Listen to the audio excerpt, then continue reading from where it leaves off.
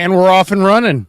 Good morning, everybody. Larry Krueger, Damon Bruce, 49er Wake Up, episode number 3, presented by Palmetto Superfoods. We'll talk acai bowls, and we're going to talk Niner football as the 49ers beat the New York Giants on Thursday Night Football.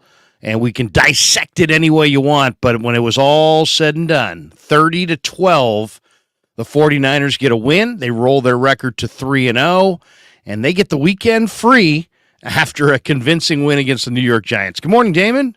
Good morning, Larry. It is great to see you, and I love that intro, short and to the point. Here we go, and this is exactly the start to the year that a team with great aspirations needed.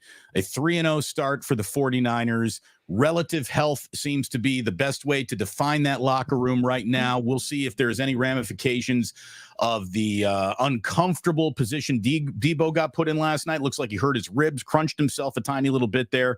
But outside of that, it was a game, Larry, where it's odd. The 49ers didn't look like they had nearly as good of an offensive night as they actually did. And it didn't feel like they had as good of a defensive night as they actually did. They had an incredible defensive night. Oh, yeah. They really did. I mean, forget about just holding the Giants to 12 points. What they did last night was hold the New York Giants to 150 total yards. That's the fewest amount of yards in a single game since 2017, Larry. And that game in 2017 was in December, Soldier Field, and it was Jimmy Garoppolo's first start with the 49ers. So it's been a long time since they've held a team down on the mat like they did last night. And they will reap the rewards of an 11-day layoff before they face the Arizona Cardinals. Things have officially started very, very well. No question about it, Damon. And, when you look at it, too, what we're now starting to see with 3 games in the books, some consistent themes for the 49er defense. And one of them is that they do not allow a lot of rushing yards. The Niners have allowed only 159 rushing yards through 3 weeks. And that's somewhat of a historic number, Damon. You got to go back to 1996 when the Niners allowed 92 rush yards to find a better start through 3 games for the team in that department. So, yeah, defensively, they are stopping the run. I think we saw the impact yesterday of a defensive line that has both Javon Hargrave and Nick Bosa. And you know what's also quietly happening behind the scenes is they're getting some real effectiveness out of Javon Kinlaw. If you looked at, and I talked to Javon in the locker room after the game, if you look at the box score, you're not going to find him in it because he didn't make any tackles. But what he did was pressure the quarterback in the interior on the snaps that he was in there.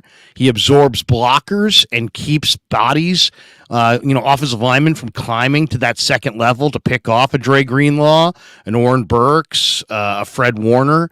And, Burks, Greenlaw, and Warner all were huge last night for the Niners on defense, largely because of guys like Kinlaw.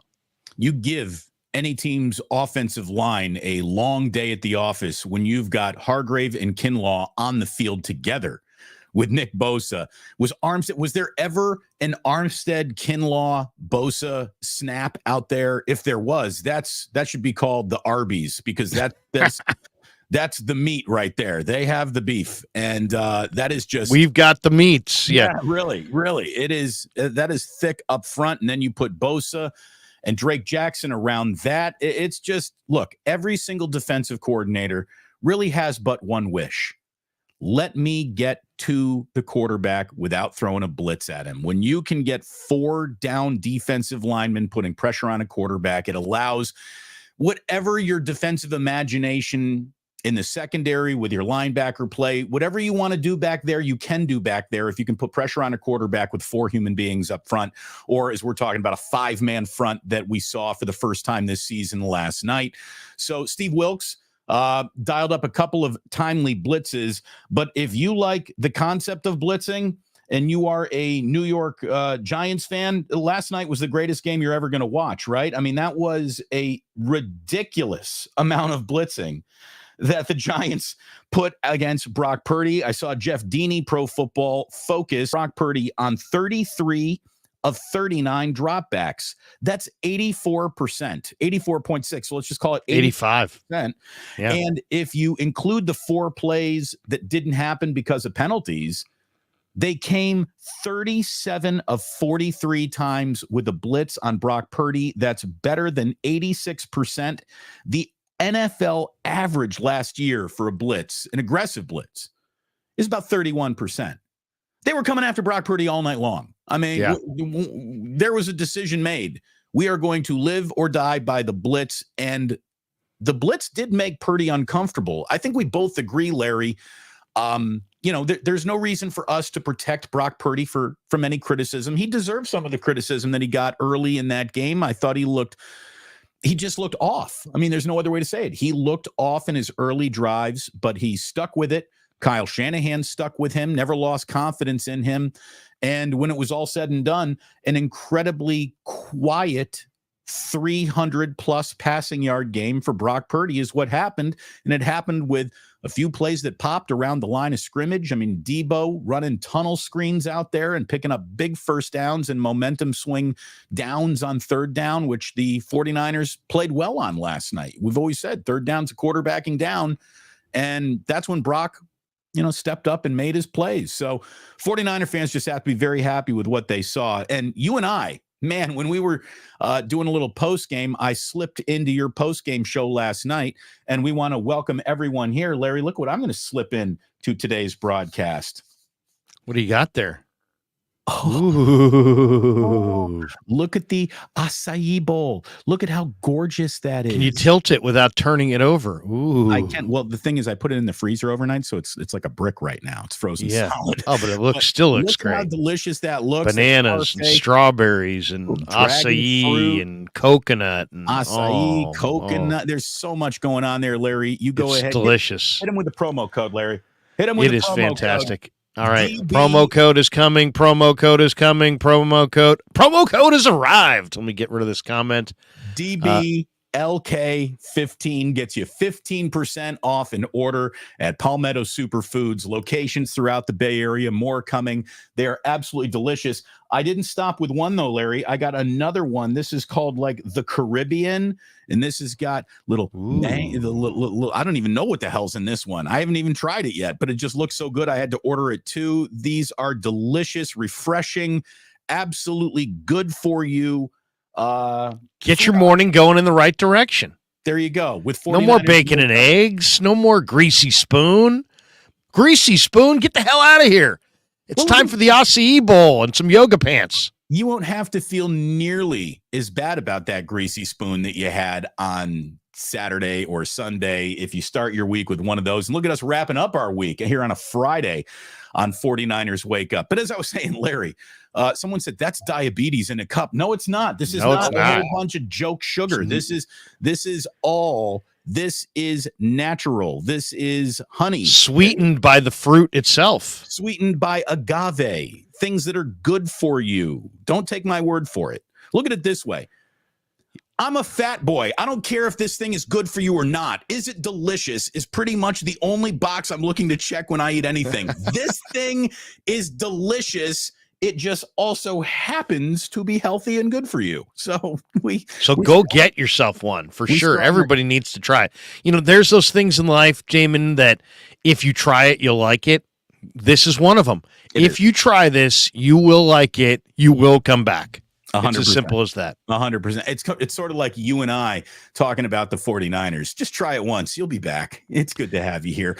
Anyways, I was doing a post-game show. Had a great audience in there last night, Larry. Thank you again for helping me build this channel. It's really happening. Some great things, great numbers for me. The biggest watched week in my channel's history this past week. Thanks to you. Thanks to an epic San Francisco Giants rant, which we'll save that for the end. But you and I were doing our post-game shows last night. When I wrapped up with mine, I hopped into yours, and I thought we had a Bay Area baller and John Dickinson. The great John Dickinson. Dude, JD dropped what I think is without a doubt, not just the stat of the night, but the stat of the year so far for the 49ers from last night. Which one's that? 310 passing yards for Brock Purdy. 215 of those passing yards were yards after the catch. Brock only put the ball in the air for 95 yards last night. Everything else was done on the legs of Deebo and Kittle and Ronnie Bell, who had himself his first real good game in a 49ers uniform. Christian McCaffrey just continues to be one of the 10 best football players in this league, regardless of position. He is so special. He is so critical to what the Niners' plans are this year. That's an incredible number, though. Of 310 passing yards, 215 come after the catch. Larry, we talked about the stuff that makes Kyle Shanahan like touch himself at night. That is a number. That is a number that Kyle Shanahan fantasizes about.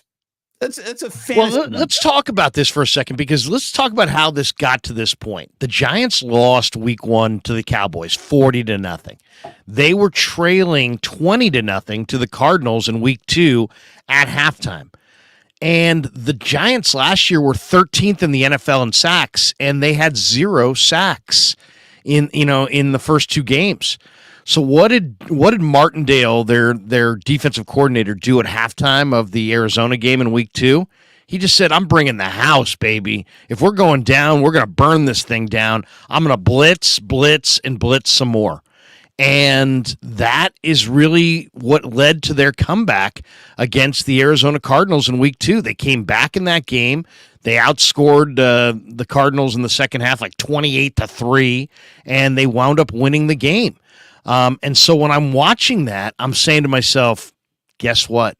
They're bringing the blitz on Brock Purdy, because Brock Purdy's a young quarterback. He's not Stafford. He's not Aaron Rodgers. He's not one of these guys that if you blitz him, he's definitely going to burn you. He's a young quarterback. So I knew they were going to bring the blitz, and I knew this was going to be kind of one of these, kind of a muddy game. And I'm sure Kyle Shanahan knew it as well. And a lot of people, the Giants blitzed the Niners, as you said, 33 of 39 dropbacks. That was 85% of the dropbacks on the night. They brought some form of a blitz. Now, I went into the locker room after the game and talked to some of the O-linemen. I got the chance to talk one-on-one with Colton McKivitz. I got the chance to hear Jake Brendel and Aaron Banks talk a little bit about this. Banks gave up his first sack of the year, by the way. But they knew that not only were the Giants coming with blitzes, Damon, that they were going to come with well-timed and exotic blitzes from all different directions, using all different kinds of players. Safety blitzes, corner blitzes, outside linebackers coming off the edge. And sure enough, it was a well-coordinated blitz. But credit Jake Brendel. What's that? If there's a gap, they're going to shoot it. Exactly. And credit Jake Brendel, who did a phenomenal job. Brendel is a really intelligent guy. He had to be on his mental, highest point to recognize all these blitzes, know which direction to slide the line, make all the proper calls. Brock Purdy last night against the blitz, 20 of 31 for 247 yards and 2 touchdowns. As Dave Lombardi tweeted out, this was a masterclass on how to handle the blitz. In fact, Purdy averaged 2.42 seconds, which was his average snap to release last night. That's the 3rd fastest time in the NFL this season, and only behind Tua and Burrow. And the Giants blitzed at this crazy rate, and it just demanded that the ball get out quick, and Purdy did it very efficiently. Now, you can criticize him in the first half, and there were some really bad throws. I thought there was an interception that he threw that was going to be an interception that George Kittle batted down early in the game. The end zone pass that he threw to Deebo on the Niners sideline in the first half was a ball that just floated, and anybody could have picked it off. Luckily, he got away with that. But what did Brock do? The Niners were 7 of 10 on third down conversions in the first half and built themselves an 11-point lead. They were up 17-6 going into the third quarter and going into halftime. So, I know, and then Purdy came out in the second half, and he was really good in the second half. And a lot of people were like, well, Brock Purdy. Brock Purdy in the second half last night, 11 of 14 for 153 yards and a touchdown. And the ball that he threw to Deebo to cap the night was a flat out dime. So, we can be critical of Brock Purdy, and some of it is absolutely justified. But when all the smoke is cleared, Damon, the Niners have scored 30 or more in 6 consecutive regular season games. That's a new franchise record. We just saw Purdy have his bad game, still threw for 300 plus yards and put up 30 points, and the Niners won going away. So the Niners are now 3-0. They're atop the NFC, and they get out of week 3 relatively healthy compared to some of the other teams in the league. And I think if you're a 49er fan this morning, you got to feel really, really good. And there were a lot of people on Twitter, especially, and I didn't see it in real time, but I saw it after the game, going back through the Niner tweets and all the stuff related to the game. There were people burying Brock Purdy. He's not good enough, this and that. It wasn't his masterpiece, but if you get blitzed as much as he got blitzed as a young player, a lot of times the reason D coordinators do this, Damon, is to get in that quarterback's head, make him rushed and hurried, and then hopefully he'll start making mistakes and hand you the football in turnovers. It did not happen. The Niners won the turnover battle. They didn't turn it over at all. They controlled the ball almost 2-to-1 time of possession. They almost had 3 times as many yards as the Giants and 2.5 times their points. So, Brock Purdy's not perfect, but guess what? Brock Purdy is still undefeated in games that he's started and finished in his career. That's pretty amazing. One of the things that I thought about is, look, there is a cottage industry out there online, on YouTube, on Twitter, where people have decided to set up shop trying to sell you for their living what Brock Purdy is not. And obviously, there's some people who've had success with this, and God bless, go with God. I don't even want to relitigate this on a weekly basis. We won't. We don't need to. But there is a cottage industry trying to explain to you what Brock Purdy isn't. Now, there's also a cottage industry of people blowing smoke up your rear end, trying to pretend some things are there. And you and I are not those people. We are not going to sell you greatness when it's not in front of us. And last night was not a great game out of Brock Purdy. It was good. It was efficient. But what we saw was really good in the second half. As always, the star of the show for Kyle Shanahan is the system, is the game plan. And the game plan, although it sputtered at time, when it was done, it was pretty much executed perfectly, considering they faced a blitz rate that you don't even face playing your drunk buddy on a Saturday night in a game of Madden. Exactly. It was a all-out assault of go get him no matter what, and Purdy survived that. What I also want to bring up, and I thought of this last night, again, we're really good post-game. You give us, Larry, a night to sleep on something, that's when we get dangerous, and it's great to have everybody here for 49ers Wake Up. When I was a kid, the 49ers as a franchise defined what it was to have a franchise quarterback. I was born in 1975. I am, 8, 9, 10 years old in the dawn of the great Montana era that then becomes the Steve Young era. And as someone who grew up a Bears fan, I couldn't help but be wildly jealous of this concept of you mean you're allowed 2 great quarterbacks in your lifetime? I haven't even seen one yet as a Bears fan. I was like, but we got Walter Payton. That's fun. And it was fun. He was great. But sweetness. He was special, Larry. But here's the deal. And this is the point. I sort of went off kilter there for a minute. The franchise that defined the concept of franchise quarterback with 2 Hall of Fame greatest to ever do it franchise quarterbacks have never, ever put 30 points in a row up in 6 consecutive games. Wow. That's amazing. But this kid has in this system with this coach. And for those who have wanted to illuminate what isn't around the 49ers, here's what is. More production than the greatest memory your daddy has. I mean, that's the truth. It's the honest to God's truth in a league that is officially harder to be successful in than back in the day. Well, I don't know. There's an argument to be made there, but just everyone's got a ridiculous amount of talent. Everyone's got a good coach. Everyone's got a coordinator who's an inch away from becoming a head coach themselves. There's talent dripping in this league. The difference between the best team in football and the worst team in football is this. Where in Major League Baseball, it's this. In the NBA, it's this. In hockey, it's this. There is so little difference between the haves and the have-nots in this league.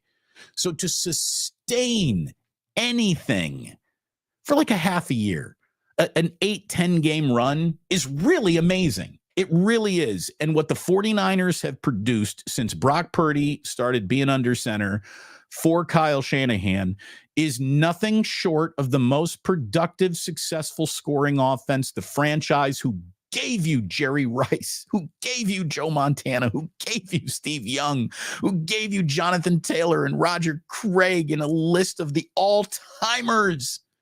They never did that. These guys are doing that.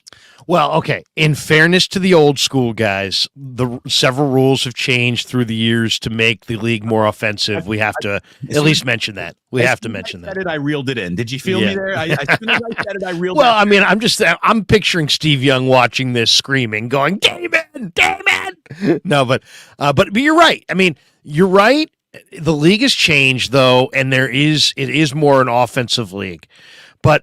I think this morning I'm just here to push back on. I know there'll be people out there who'll be like, Brock Purdy was bad last night and they won anyway. No, he was not bad.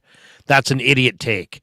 The truth is that Brock Purdy did an incredible job of protecting the football against a defense that blitzed at a historically high rate, which they had to prepare for on what, 1 day of prep, 2 days of prep.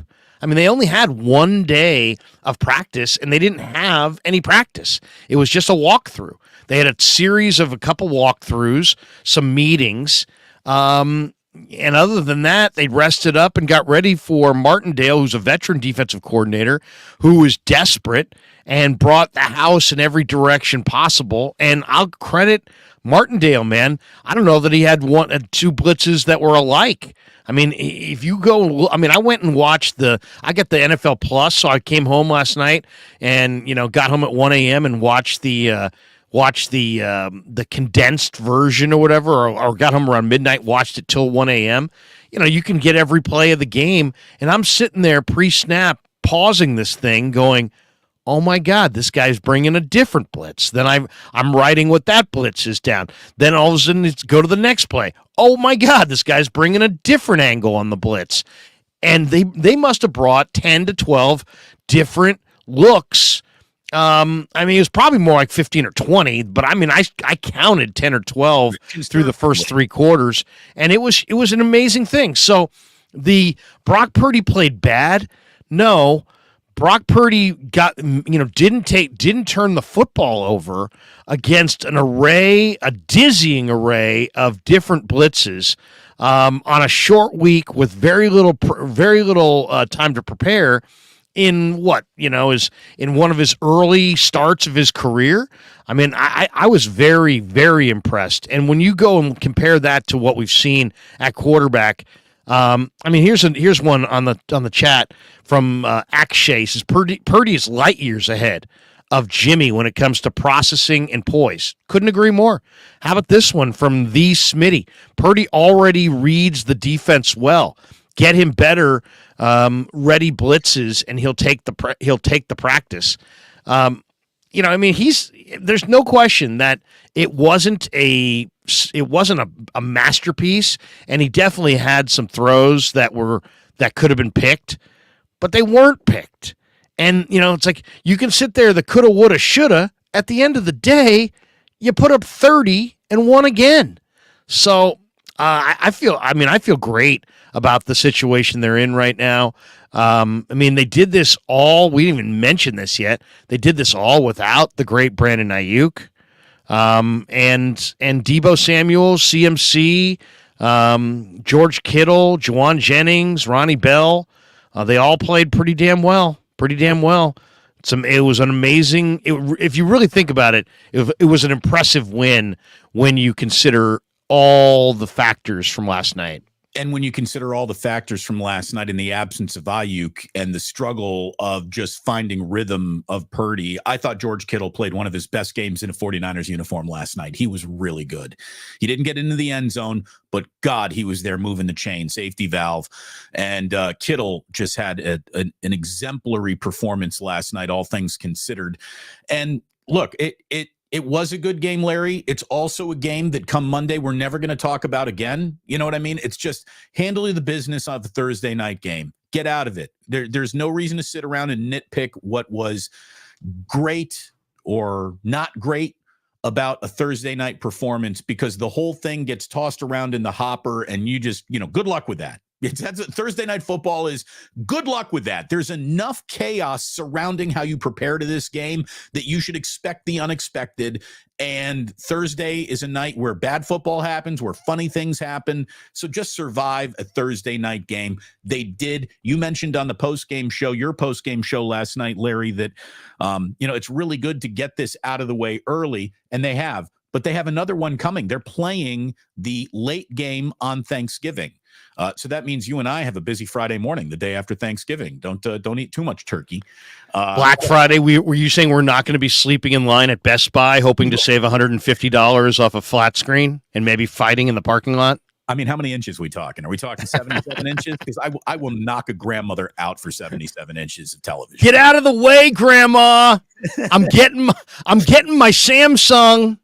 Look, it was a game where the 49ers did what they needed to do to beat a team that isn't very good, but probably played better than a lot of people expected. Here's the thing, Brian Daboll, at least your team's still physical. That there's no doubt that they might not be, carving knife sharp yet, but the Giants remain physical. Micah McFadden, dude, I'm telling you, he's the reason why Indiana actually had a good year a couple of years ago. He's a Hoosier, by the way, and he was the best defensive player on the field last night for the Giants. He might have been the best defensive player on the field last night. He was fantastic. He was everywhere. There's one controversy coming out of New York is that Mike Kafka, who's also a Chicago guy, he went to Northwestern. Mm-hmm. You remember Kafka, the former Northwestern quarterback. He's the Giants OC, and I think he's a good young OC. But there's a little controversy that there's people suggesting, and everything's very covert, nobody's said anything direct, but that Brian Daboll may have been calling the plays offensively, not just last night, but also in the second half against the Cardinals, and taking some of that play calling responsibility off of Kafka, just because the Giants had struggled, and Daboll himself obviously is an offensive coach who's had a lot of success. But that's kind of the controversy coming out of New York. But I mean, on paper, the Niners should have won this game. There was no Saquon Barkley. The Niners have a great D-line. The New York Giants have a rookie center. They had the whole left side of their offensive line dinged up. And major advantage Niners. And then, the Niners have big time receivers, even though Ayuk didn't go. The Giants have a pair of rookie corners in Deonte Banks and Trey Hawkins III. So the Niners should have won. But come on, I mean, it's the way it's sometimes the most difficult thing to do in sports is to do what is expected of you. Oh, yeah. The burden of expectations has been, overcome a lot of teams through the years. We've seen it in every sport imaginable and every way imaginable. So they're all great wins. And I thought, Kyle Shanahan looked very happy. He pulled up to Deebo's locker in the post game to check on his star receiver and his physical condition. And people were bashing Kyle, by the way, because he didn't run out to the field when Deebo lost his wind. I was watching that play on the binoculars and from the 8th floor of the Sky Tower. So I'm honed in right on Deebo when he makes that catch. And it was obvious to me. He had the ball up by his solar plexus and he was holding it like a runner. And then somebody hit him from behind and landed their full weight on top of him. So he's got the weight of another person, and then he's landing on the ball right on his solar plexus. Well, anybody who's ever played football, who's ever been hit right there, knows that's not like, oh my God, he's totally destroyed. it's like, hey, he lost his air. So instead of running out there like a Pop Warner coach, Kyle Shanahan lets the medical people go do what they're paid to do, and he's looking at his sheet. And then I'm reading on Twitter last night all these people ripping Shanahan for not showing enough worry about Deebo, and it's like then I see Deebo in the locker room, laughing it up with Shanahan, and he was checking in with him before, at Deebo's locker, in the post game to just make sure he was okay and talk about a few things. And these guys are tight. These guys are good. I mean, it's amazing how the reality of the reality never finds its way to the reality of the social media discussion. Well, again, it's agendas. If you're criticizing a head football coach for, look at it this way. You got trainers to go worry about that injured player. I want you worried about the next play. I want you in strategy. I'm thinking about the next play mode. And I'm not trying to say that we don't care about people, but you got a job to do and you're at work, and we'll worry about compassion a little bit later on. Half the people watching football shouldn't be watching football. You're all pussies.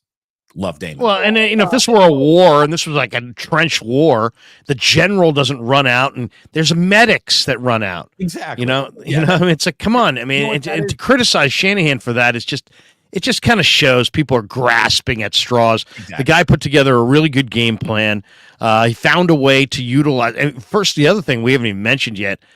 The Niners, not only did they have to deal with a defensive coordinator who you knew was going to bring the house and did, but without Ayuk, they had to change up their formations. There was a ton of 2 tight end looks last night, and yet, they're still trying to do a lot of the same things that they normally do, but they're trying to do it out of a 2 tight end look. Sometimes they're putting Kittle in the backfield as a fullback. I mean, Shanahan worked extra hard, I'm sure, on trying to make this, create the eye candy, create the illusion of change, while at the same time doing on a short week what his team is comfortable doing and used to doing. So I thought it was, in some ways, when you really think about all the factors, it was one of the better offensive weeks for Kyle Shanahan. And to criticize him on that for not running out to see Deebo is like, what? This isn't Pop Warner football. Here's the way you got to think about that Deebo injury. Thank goodness he didn't crack a rib. Thank goodness there's no problem with any cartilage in between the ribs. And that's it, folks. This, we're not out.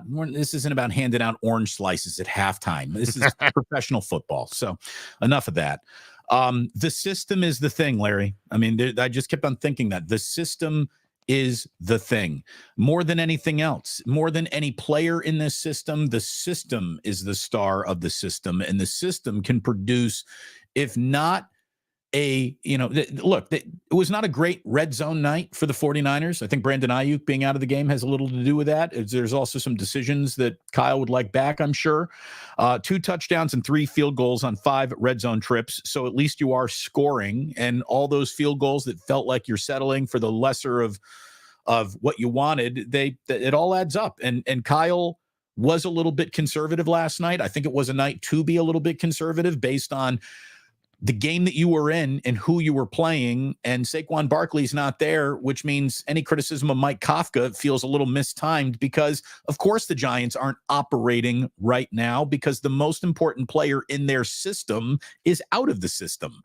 And when Kyle's got a healthy system, they just produce. They'd produce, again, the 30 points in a row for a franchise record, 6 consecutive regular season games. Last night, Larry, my question was, is Kyle going to come out and find 6 on the opening drive yet again? He didn't. He had to settle for a field goal after he ran 15 plays. The first half scoring drives were plays of 15 plays, 11 plays, 11 more plays in the third drive. And then the field goal in the third quarter to push the lead back to 8. That was an 11-play drive. The field goal to go back up 11 points. That was an 8-play drive. Kyle just understands when they can control the tempo of the game. And I've said this and people interpreted it as an insult because people think that the concept of front runner is an insult. I don't mean front runner as anything other than describing a situation. When Kyle has a lead and a clock and a running game going, he's fantastic. He's really good. He's great at playing with a lead. And now this leads to the frustration. Well, what about the leads that they gave up in the NFC Championship game in the Super Bowl? Hey, 2 games which were not ideal times to blow leads. But normally when Kyle has a lead, he sits on it and he gets a little conservative. And it was I just thought it was a night full of very good decisions, if not a great passing attack. It was all good. It was a good night of football. And I don't know if you get greatness on a Thursday night on a short week. So, take good when it's offered. And the 49ers were good last night. And there's a lot that they can improve on. I'll tell you the thing that I'm concerned about a little bit. Brock has got the big hands. He has fumbled a quarterback center snap exchange 2 weeks in a row in this could change the game territory. That's got to stop. I mean, we can say all the nice things about Brock Purdy we want to. You got to handle that snap, son. That can't happen again. It shouldn't happen again this year. It really shouldn't. I can't remember a single blown center snap exchange with, a lot of great quarterbacks. I don't remember one, much less back-to-back weeks. And there's no question, but he fell on it. Or the Niners recovered it. Sure. Here's the other thing. The Niners have won 13 straight regular season games. In none of those games, they've won 13 straight regular season games with no more than 1 turnover in any of the 13 games. That is the longest such streak in NFL history. So they've done a really good job of taking care of the football. As far as the plan, I thought the plan was even better than the execution. And we talked about it in the pregame, and heck, we talked about it in the days leading up to the game. There were lots of boxes that we wanted to see checked, right? And I thought almost all of them were checked. Like, for example, you always want to maintain some offensive balance. The Niners did. 37 pass attempts, 39 runs.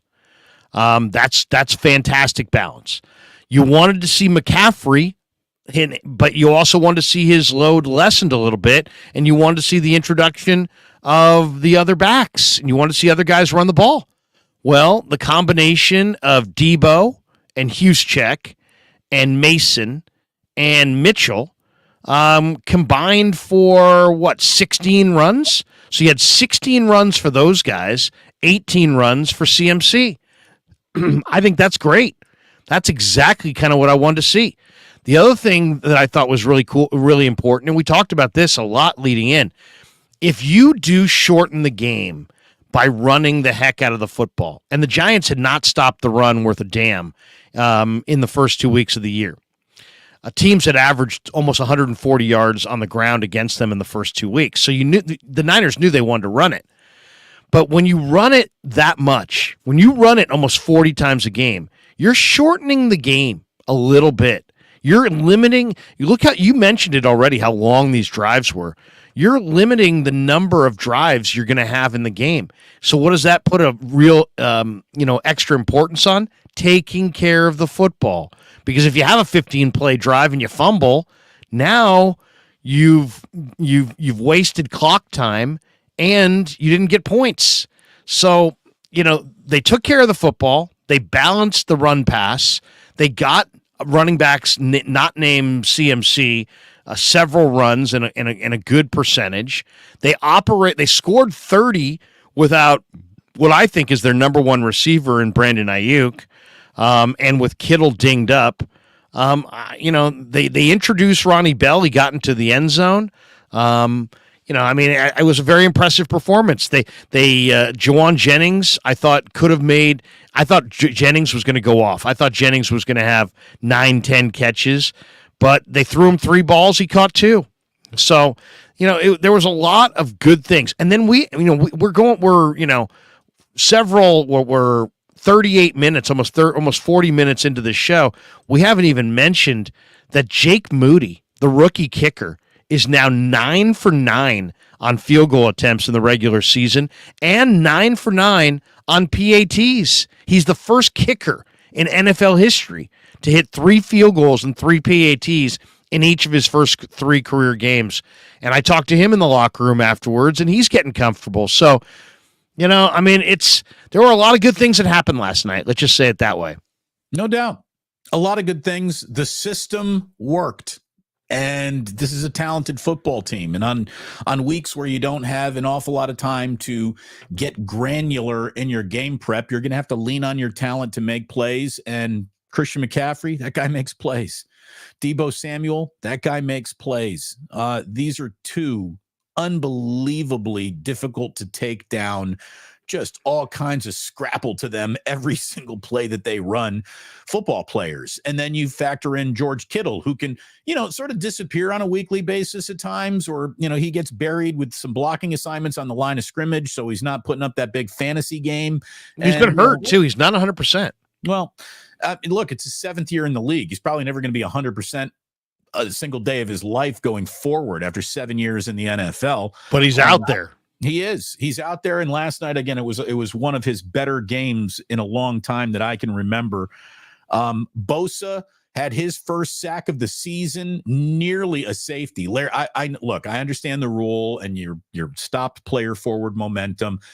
There should be an exception on the goal line. If you can pick up a quarterback and put him in the end zone, that should be a safety. That should have been a safety. It sure looked like a safety. Wow. I mean, now I think in 1978 that's a safety. Oh, 100% that's a safety in 78. But yeah, it's not 1978 anymore. And were we even tracking sacks in 78? I don't know. I don't know. Maybe not actually. But I mean, in the 80s that was a safety. Yeah. I mean, it had all the looks of a safety. And it was good to see Nick Bosa get off. Let's be honest. I mean, Nick Bosa, and he obviously missed some time, but he's a force. He's a force in nature. And Hargrave and Bosa playing together, you're starting to see what the potential is of that. And if two unstoppable guys. If Javon Kinlaw can also be out there being the run stuffing cork while Hargrave gets uber aggressive, looking to push the quarterback between the guards,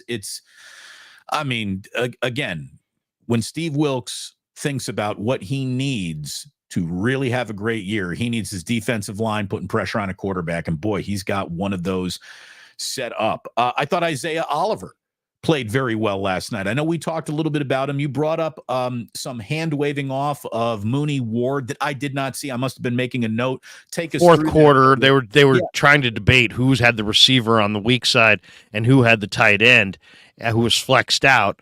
And it seemed like Mooney thought was going to take the tight end. Oliver's job as the nickel, as the slot corner, was probably to take the flexed out tight end. There was a little bit of confusion. Now, we see confusion all the time in football, but it was odd because they usually will have there's a confusion moment, and then there's a quick communication, and then guys go to their spot. This was Oliver literally had a two-hand push Mooney to the other side of the formation because they were both debating this, and I'm sure it will come up when people review the film and ask Steve Wilks about that later this week, because it was very odd. You just don't see it. Luckily, Jones threw incomplete to Waller on the play, and so the Niners were not burned. But you could make an argument, and I would bet, because I would bet that Ward really was not really covering anybody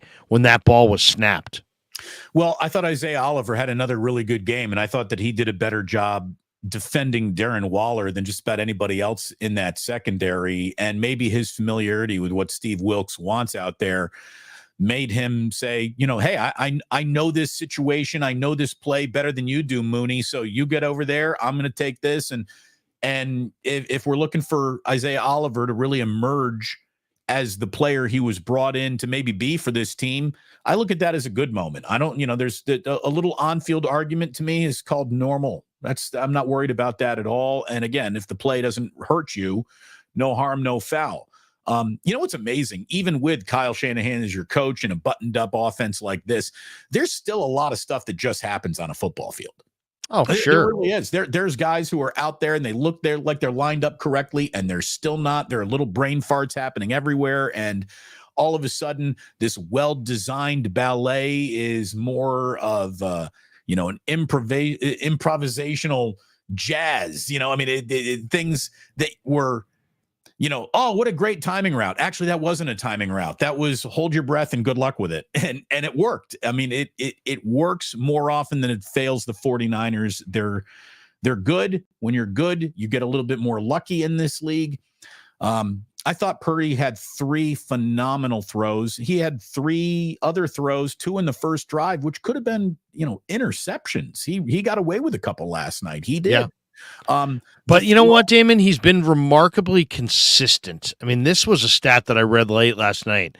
Since Brock's last interception, Damon, and this includes the postseason, Brock Purdy is 125 for 190, which is 66%. It's remarkable when you look at his what he's done in the NFL on a per game basis and then what he did at Iowa State. He's always right there, 65, 66, 67, 68. He's in that neighborhood percentage-wise, completion percentage-wise. But since his last interception, he's 125 for 190 for 1,636 yards with 10 touchdowns, no interceptions, and a passer rating of 110.3. So you know what? And that you've been to practice. You'll hear the familiar refrain of "make a play, make a play, make a play."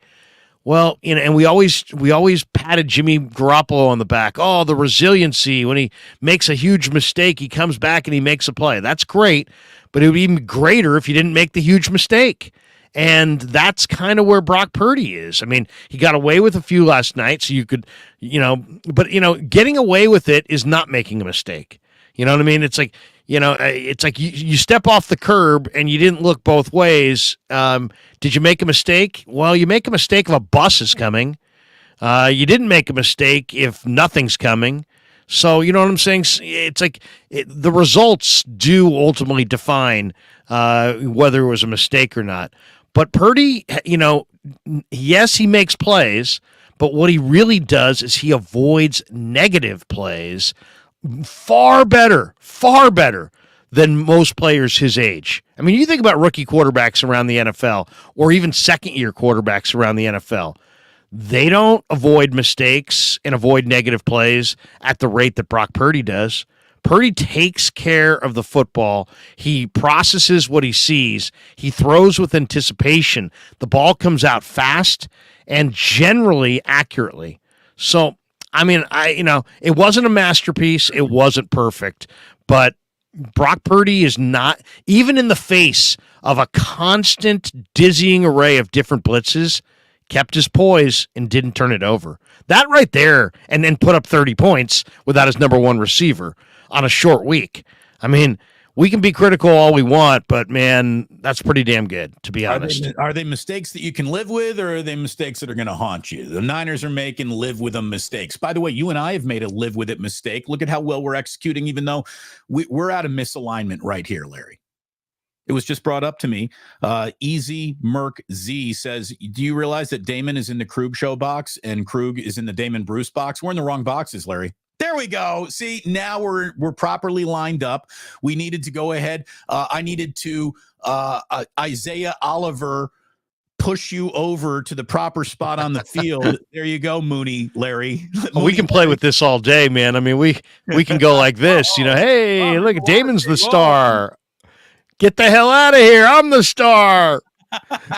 No, you know what, Larry? Let's back us up. Let's make us bigger. Here's the star. Give the real star of the show a close-up. Welcome, everyone, to 49ers Wake Up with Damon and Larry, brought to you by the Acai Bowl at Palmetto Superfoods. Look at how delicious that is. Tell me that's not a parfait that looks like the perfect way to start your day. I had this delivered last night. It is thawed out enough where I forgot a spoon. I'm not just going to start eating it, or else I'm going to get cocoa nibs all over my mustache. But this is an absolutely delicious, healthy, nutritious way to start your day. The best acai bowl you're going to find in the Bay Area is at Can you put it closer? Can you put it a little closer to the camera? Because I want to see. I mean, can you tilt it at all? Because right there, where's Damon's finger? Those are bananas. Bananas. And then you've got the acai. You've got the coconut. There's something called a goji berry on there. The goji berries on top. They're tasty. Oh, you got some strawberries on there as well. Yeah. I mean, it's flat out delicious. It really is. So everything's got layers. This layer right here, Coconut. That's the acai, I believe. This is the acai. This is the coconut something. This is the money right here. This is the dragon fruit, Larry. The dragon fruit is delicious. And it's absolutely fantastic. This is called, I think, the Caribbean. This has got all sorts of tropical action going on. I'm looking forward to getting to this bad boy a little bit later on. And it's also, you know what? And here's the thing. It's pretty. Girls like pretty. Go ahead. Find out that the hottest line of women in yoga pants you're going to find in San Francisco is at Palmetto Superfoods. Go ahead and get yourself an acai bowl. Gentlemen, it's a target-rich environment. That's all I'm going to tell you. I'm just going to throw it out there. Politically correct, incorrect. I think it's a selling point. I would put it forward if I were Palmetto. And I'm telling you, this is delicious, good for you food. It fills you up. You feel healthy. You don't feel fat when you eat it.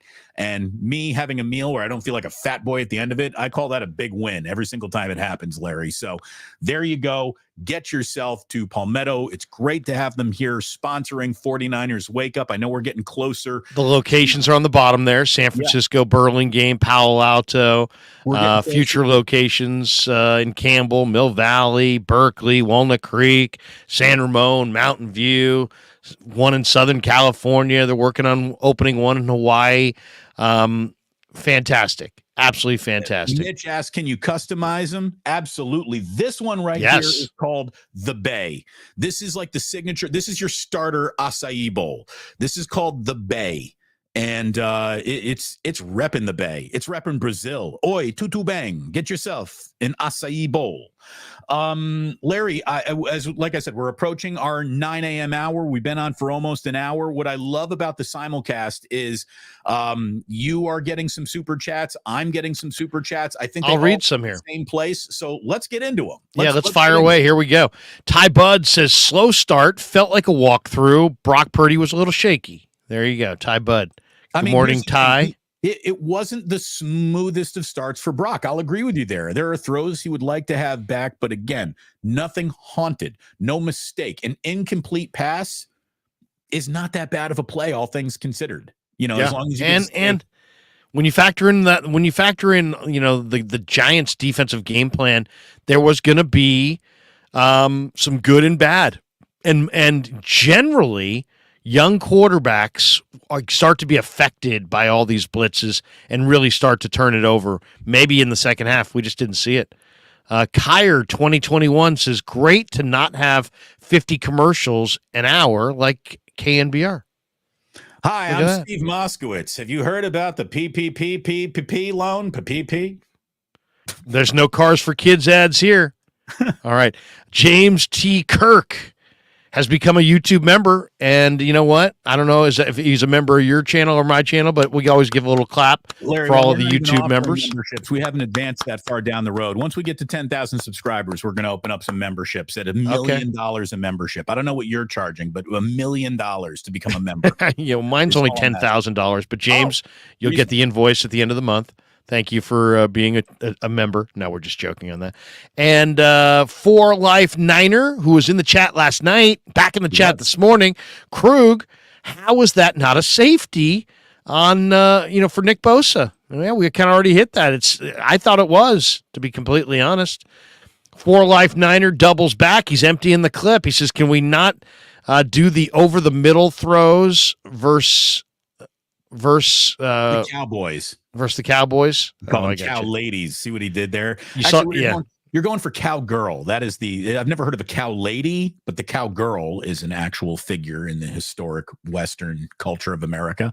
It's funny. I saw a couple of my content creator friends bemoaning the Cowboys losing Trevon Diggs. It's like, okay, it's bad form to root for injuries, but I don't need to bemoan other teams' injuries.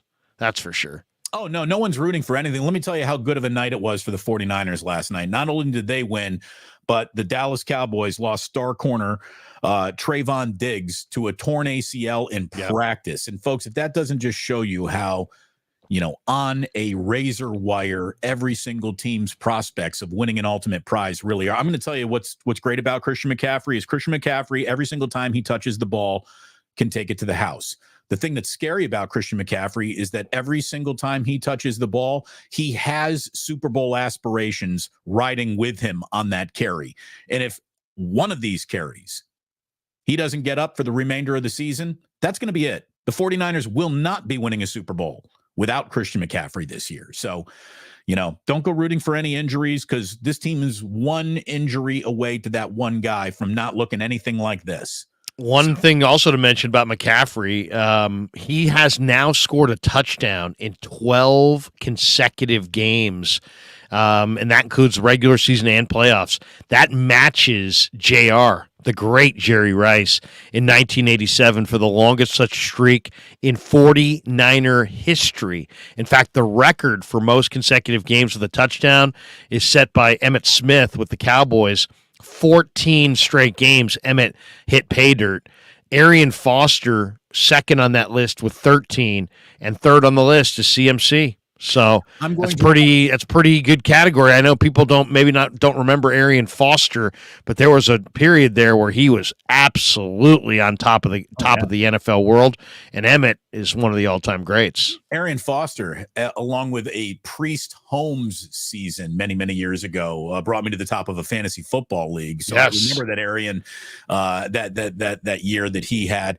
But look, this is I say without reservation, Larry, the 49ers won the Christian McCaffrey trade. Oh my God. He is I don't think it's an exaggeration to say that he is the best skill position player the 49ers have had, maybe since Jerry Rice. I don't think it's an exaggeration. I mean, he's done something that only Jerry Rice has ever done. So that kind of puts him in that conversation. When I think of essential guys, like this offense does not run without player X. Who fits the X well? When are you ever going to say, like, some Alex Smith teams would not have functioned without Vernon Davis? Okay, I'll give you that. Vernon Davis was maybe the most important offensive weapon for a while for the 49ers. Michael Crabtree was supposed to be that, never really became that. J.J. Stokes maybe didn't. Frank Gore, obviously a great player, but he never had the week in, week out, holy shit level of games that Christian McCaffrey is having. Anquan Bolden was a nice Niner, but how about this? In games McCaffrey has started since last season, the 49ers are 15-1. 15-1. Is that good? That's decent. I mean, and credit John Lynch and Kyle Shanahan. I mean, they passed on McCaffrey in 2017. They took Solomon Thomas. And all the people that were saying, they should have taken Mahomes. Okay, that's 20/20 hindsight. I think really what bothered Lynch was that they didn't take McCaffrey, because McCaffrey went 8th in that draft, and they had the 3rd pick overall. They probably, if they didn't want to take a quarterback, they probably should have taken CMC. Instead, they took Solly, and Solly's a good player. He's a hardworking player for the Jets. He's still in the league. It's not like Solly Thomas is washed out. He's decent. He's got a high motor. He can do some things, but he ain't Christian. And Christian is, it's funny, Todd Husak, the old Stanford quarterback, and I used to debate this. I thought Christian McCaffrey was going to be kind of more of a part-time player because of, and I stated it to Todd. I said, I think he's not going to show enough durability. I think he runs upright. He's going to take hits. He's not going to be durable. And it's funny, he busted onto the scene. He was awesome. Todd was like, hey, Krug, told you. Then he had a couple years there where he was hurt, and Krug went back to Husak and said, hey, Todd, told you. And now Todd's having the last laugh because Christian is been very healthy with the 49ers, and he leads the NFL in rushing by a wide margin. And not just because the Niners played on Thursday night and everybody else plays this weekend. Coming into last night's game, Christian McCaffrey had 268 rushing yards, second in the league, Bijan Robinson at 180. Third in the league, the Eagles' DeAndre Swift at 178. So CMC has been, first of all, he's a perfect fit for this offense, perfect fit for how Shanahan wants to utilize him. But he's also been healthy with the 49ers, and with all these weapons, I mean, what an addition. Yeah, I mean, phenomenal trade. Absolutely phenomenal. He's a finally realized idea for Kyle Shanahan. He finally has the queen on his chessboard. To the very beginning of the Kyle Shanahan era, he took a shot at finding a queen on the chessboard. His name was Jerick McKinnon. But unfortunately, he went down, he got hurt, and so he didn't have what he hoped to be an equivalent of Christian McCaffrey. And then in the following running backs that he picked, Carlos Hyde wasn't that breed of player. Other running backs that have come through. Jeff Wilson, Raheem Mostert, they've been good. Good, not exactly. Very good, but not quite the McCaffrey level of versatile. This guy, how about this, Larry? If he never, ever took another snap at running back and spent the rest of his career at slot receiver, you'd have a hell of an NFL player. That's who he is. I can remember the day before the Niners traded for him, I did an interview with a Niner beat writer, and I'm not going to name him just because I'm not trying to embarrass anybody, and I'm not trying to. It was nothing against him, but in the interview I said, because there were a lot of rumors, are the Niners going to trade for Christian McCaffrey? And I asked this guy, I said, hey, you think the 49ers are going to trade for Christian McCaffrey? And he said, nah. And I said, why? He seems like a perfect fit. And he's like, because they don't need him. They have Jeff Wilson. They have Elijah Mitchell. And it was all true. Jeff Wilson was really, really solid, and he was a team leader. And Elijah Mitchell was damn good. 6th-round pick, kind of a find. But they're not Christian McCaffrey. You know what I mean? And I loved what I saw last night out of Elijah Mitchell. He had a nice, beautiful 18-yard run, and I want to see more of Elijah Mitchell. In some ways, I think he's the perfect complement to McCaffrey. Why? Because McCaffrey can catch the ball. McCaffrey's dynamic. And what is Mitchell? Mitchell is a small back, but he's got great vision and instincts and pick and slide. He never fumbles. He always falls forward.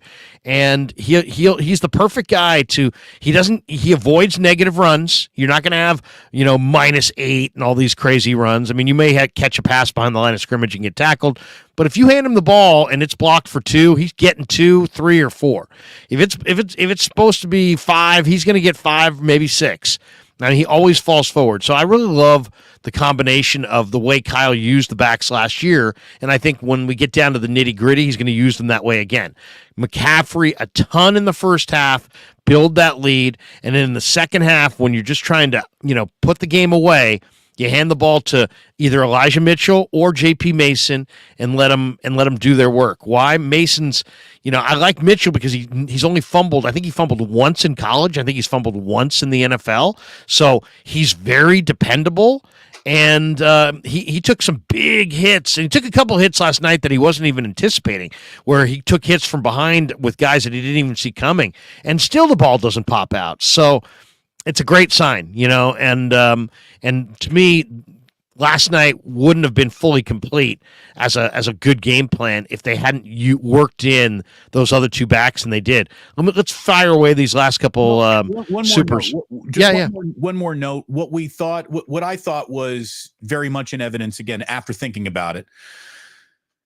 Last night's game was sort of an explanation of running back value in this league, as this league is sort of, stumbling and bubbling around what a running back's value should be. It was the number one topic of the NFL offseason, not paying running backs, not drafting, using high picks on running backs. Well, you know what? The Falcons did that with Bijan. They're very happy. When you got a player that you think can be an impact, you shouldn't hesitate to draft them anywhere if you think they're going to help your team. And then what do you do when it comes to paying a running back? Well, McCaffrey's the highest paid running back in the NFL, and he showed you why he's worth that last night. Now, the New York Giants, they tiptoed around an extension for Saquon Barkley. An injury pulls him off the field. Well, what do you got without him? New York, you want to talk about the value of a running back? I don't know what you didn't want to pay Saquon Barkley, but without him, here's what you're going to do. You're not going to win a single game probably until he comes back. The Giants are probably looking at a 1-4, 1-5 start to this year if Barkley's not back. They were held to 150 yards last night because Barkley is 50% of their offense. And when that is who your running back is, and then what? Like an arbitration, you're trying to make an argument that he's not worth the money? Like, look around, look at who you are, look at the team, how you're constructed and what you are without the guy. So I thought that last night was a little bit of a run it in real time experiment of running back value in this league. Look at what the highest paid guys does for the 49ers. He's now scoring touchdowns like Jerry Rice and producing points that not even Hall of Fame quarterbacks produced on a weekly basis.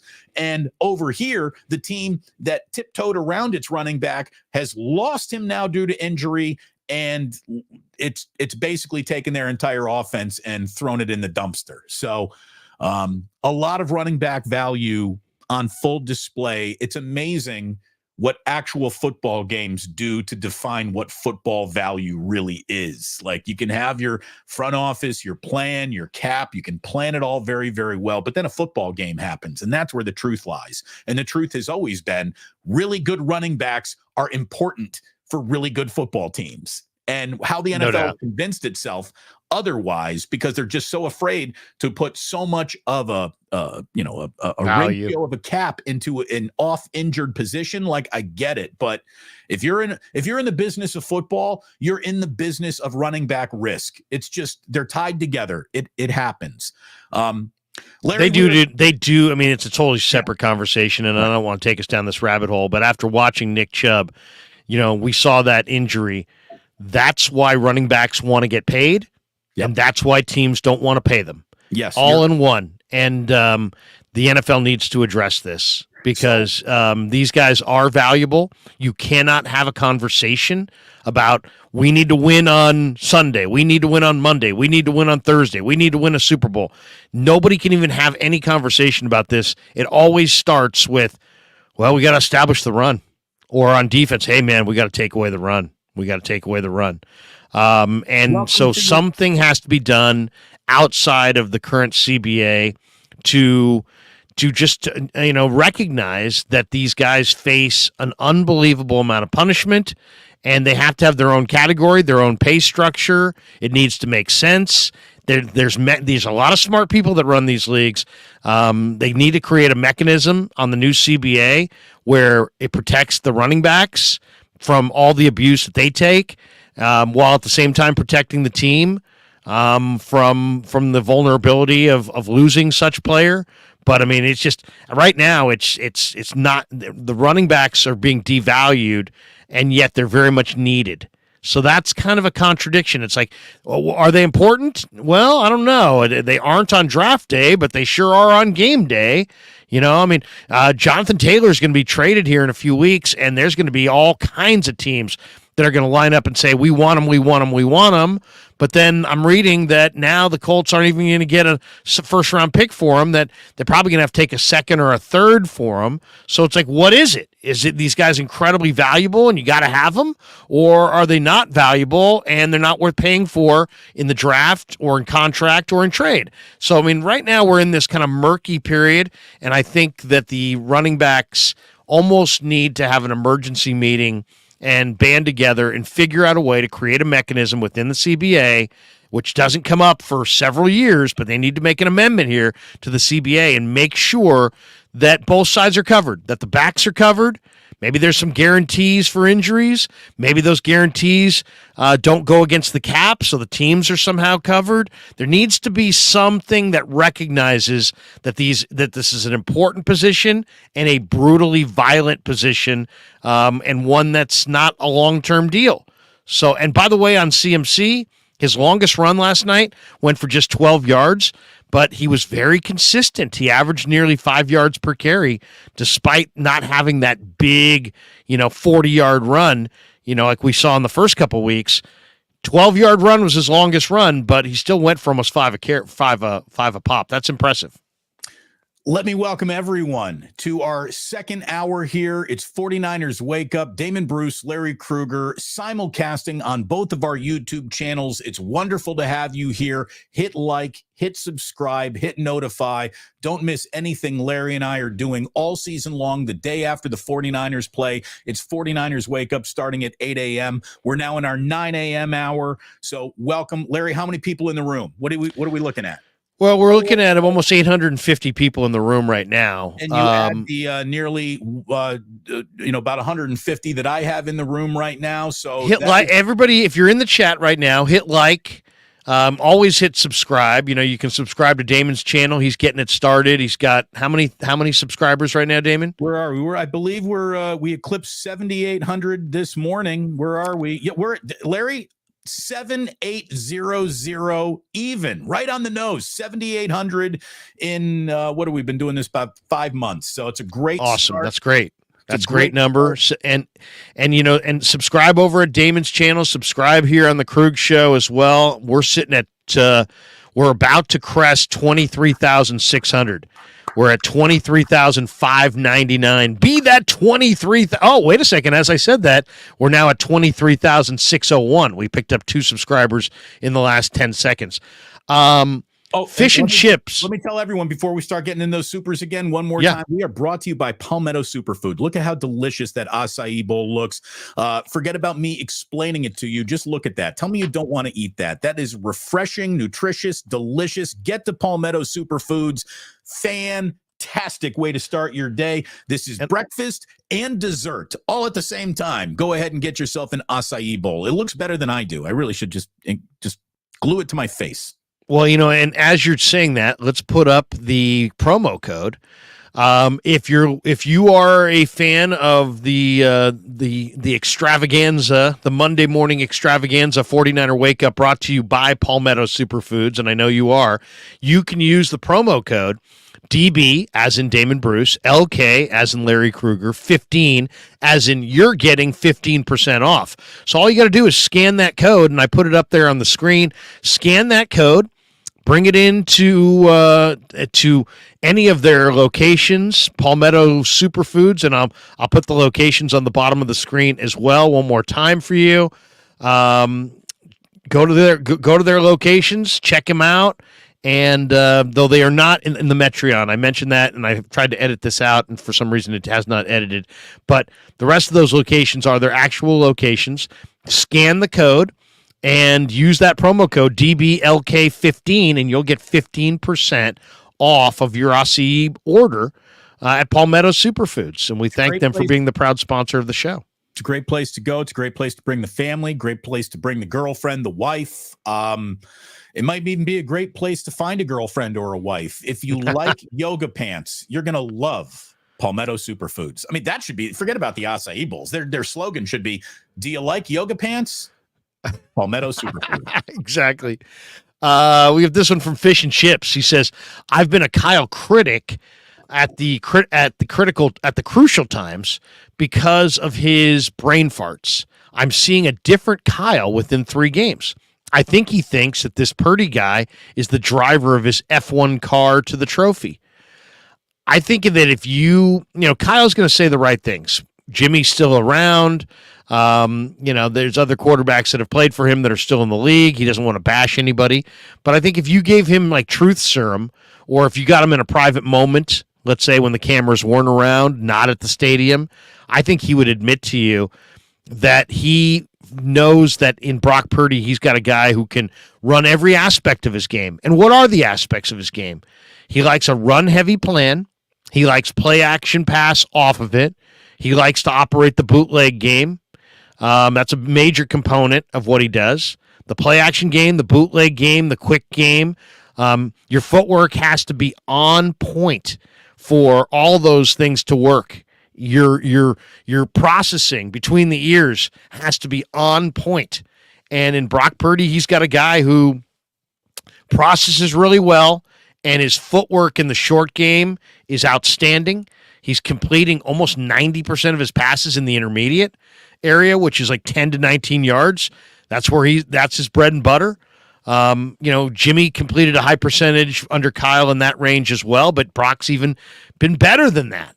I mean, that's the other thing. Jimmy was a veteran, and Jimmy was say what you want about Jimmy. You said it last week on the stream, on a video that my son produced into a reel that got almost 300,000 views, right? Wasn't it? Or what was the total view count? I have to look at that, but it was a ton of views on the on your IG reel. It was 4 billion views, Larry. Yeah, it was a ridiculous number of views. But I mean, that you made the point that, hey, the whole Jimmy Garoppolo experience ended with a victory more times than not. So it's not like Jimmy was some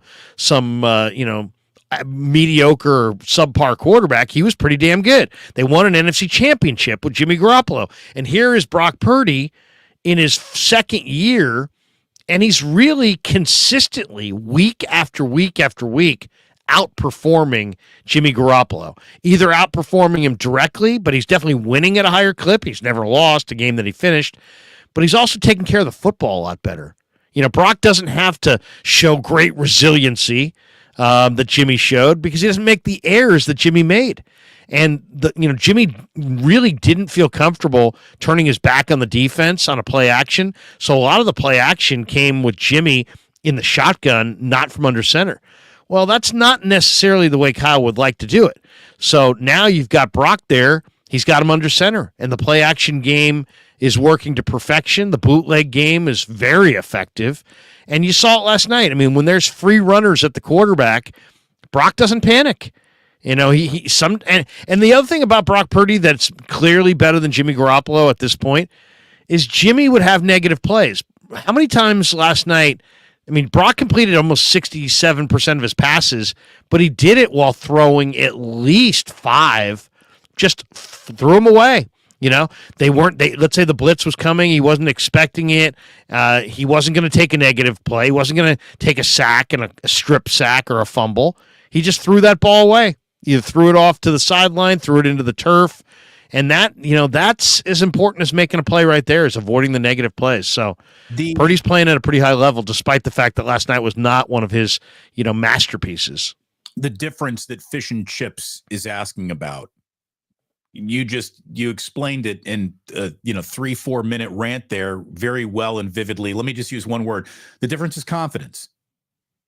This is Kyle having full confidence in his quarterback. And notice that as Brock was having a less than smooth operation to his first half last night, at no point in time did Kyle start calling a different level of plays. Now, he wasn't taking shots down the field. He decided we're going to run some screens. We're going to get our backs involved. We're going to keep it near the line of scrimmage because Brock is a little off tonight, but he didn't stop throwing the ball on first or second down. He would stop throwing the ball on first or second down with Jimmy Garoppolo. He would just straight up stop. He would be like, I don't like what I see today. I don't trust my quarterback to make the right play, the right read. If he has to go to a third read, that's where trouble starts for us at all times. That's where Jimmy doesn't see the linebacker, doesn't see the safety sneaking over, and that's where Jimmy gets hurt on that third read. Brock processes the field and the reads enough to where Kyle doesn't lose confidence in him, even though every throw isn't graded an A+. That's the difference I think Fish and Chips is talking about. Yeah, no, I think that's well said. Let's get a couple more of these in here. Ken Kanecki. Hey, Ken, good morning. He says, O-line is terrible. Brock has no time to throw. I don't know if I'd call the O-line terrible. I mean, you got the best left tackle in pro football. I think you've got night and was lucky he didn't get ejected because he hit a giant. I know. But if you go back and watch that, it looked like the giant, Trent pushed that guy like once and then twice, but then it looked like the giant threw the first punch. It's the second punch tossed. And then Trent threw a harder punch. I felt like I was watching Deion Sanders and Bad Moon Andre Rison, because nobody got ejected. Normally in games like that, my buddy who's a Raider fan sent me a text last night in the middle of the game. He's like, if that were a Raider, he would have been arrested and banned from the league. But instead, for Trent, he doesn't even get kicked out. And I'm like, well, that's life of rooting for the Raiders. Hey, we are our reputations, right? We are our reputations. So Trent, I think, got to slide in a very ejectable situation last night, and it's lucky for Brock and the 49ers that was allowed. But you want to talk about it was a bad night for the offensive line? I disagree. It was a bad night for the offensive line. Look, it's real simple. As we said earlier, Brock faced blitzes On 86% of his dropbacks, if you include the plays which, were nullified by penalties, getting blitzed nearly 90% of the time is an abnormal way to conduct business on an NFL field. So the fact that the 49ers survived a straight up Wink Martindale dedication to putting the mollywop on them is to me impressive. I think that the offensive line, considering they faced an abnormal amount of blitzing, did hold up pretty well, and Purdy was only sacked twice. Well, I mean, yeah. So let's talk about the offensive line. I mean, first of all, there's the personnel. I think Brendel made a number of really good calls last night. The tackles, for the most part, have held up pretty well. I think the guards are going to be in place for the next 10 years. I think Burford and Banks are going to be their guards going forward. So if you don't like this O-line, you may want to come around, because this is going to be the O-line. But they threw it 37 times. They didn't turn it over. They only gave up 2 sacks. They opened run lanes for a running game that went for 141 yards on the ground. They outrushed the Giants 141-29. So I don't know. I mean, I don't want to say I don't want to say that Ken's wrong here, but I think Ken might be judging this a little too harshly, to be completely honest. We've got another one here from Ty Budd. He says, at Ken, now he's referring to Ken Konecki. He says 85% blitz, more rush than blocker equals no what? What is that? What's that little emoji? No time. Oh, that's a clock. That's what that is. Yeah. I mean, yeah, when you face these kinds of exotics, what you're looking for is take care of the football and be able to run your game plan, and they did. They did. It wasn't going to be pretty. Believe me, when I watched the all-22 of Giants Cardinals from week 2, and I saw the first half where the Giants were trailing 20-0, and then I saw the impact that the blitzing had on Joshua Dobbs, I knew, and Shanahan knew, and then Chris Forster knew that Martindale, a veteran defensive coordinator, was going to bring the freaking house all day. And that, to me, I told you yesterday, I told the guys over at 95.7 The Game, the wild card factor was going to be the New York Giants rush. Kayvon Thibodeau is a nasty edge rusher. And the Giants were a top half of the league sack team last year. So they were going to bust out at some point. And he brought every possible pressure known to man, and the Niners gave up 2 sacks and no fumbles and no picks and ran for a ton of yards. So I'll take that every time. By the way, I'm looking at a column that Nick Wagner, since we were just talking about it, I'll insert this right here because there's no reason to spend a lot of time on it. But they're saying that the NFL is defending Trent Williams' non-ejection, saying it couldn't confirm that he threw a closed fist punch. Really? Because I have eyes and video, and he absolutely threw a closed fist punch into the face mask of a New York Giant. There's nothing to debate. Trent Williams shoved him before he stepped back. Look, Trent Williams, here's the deal.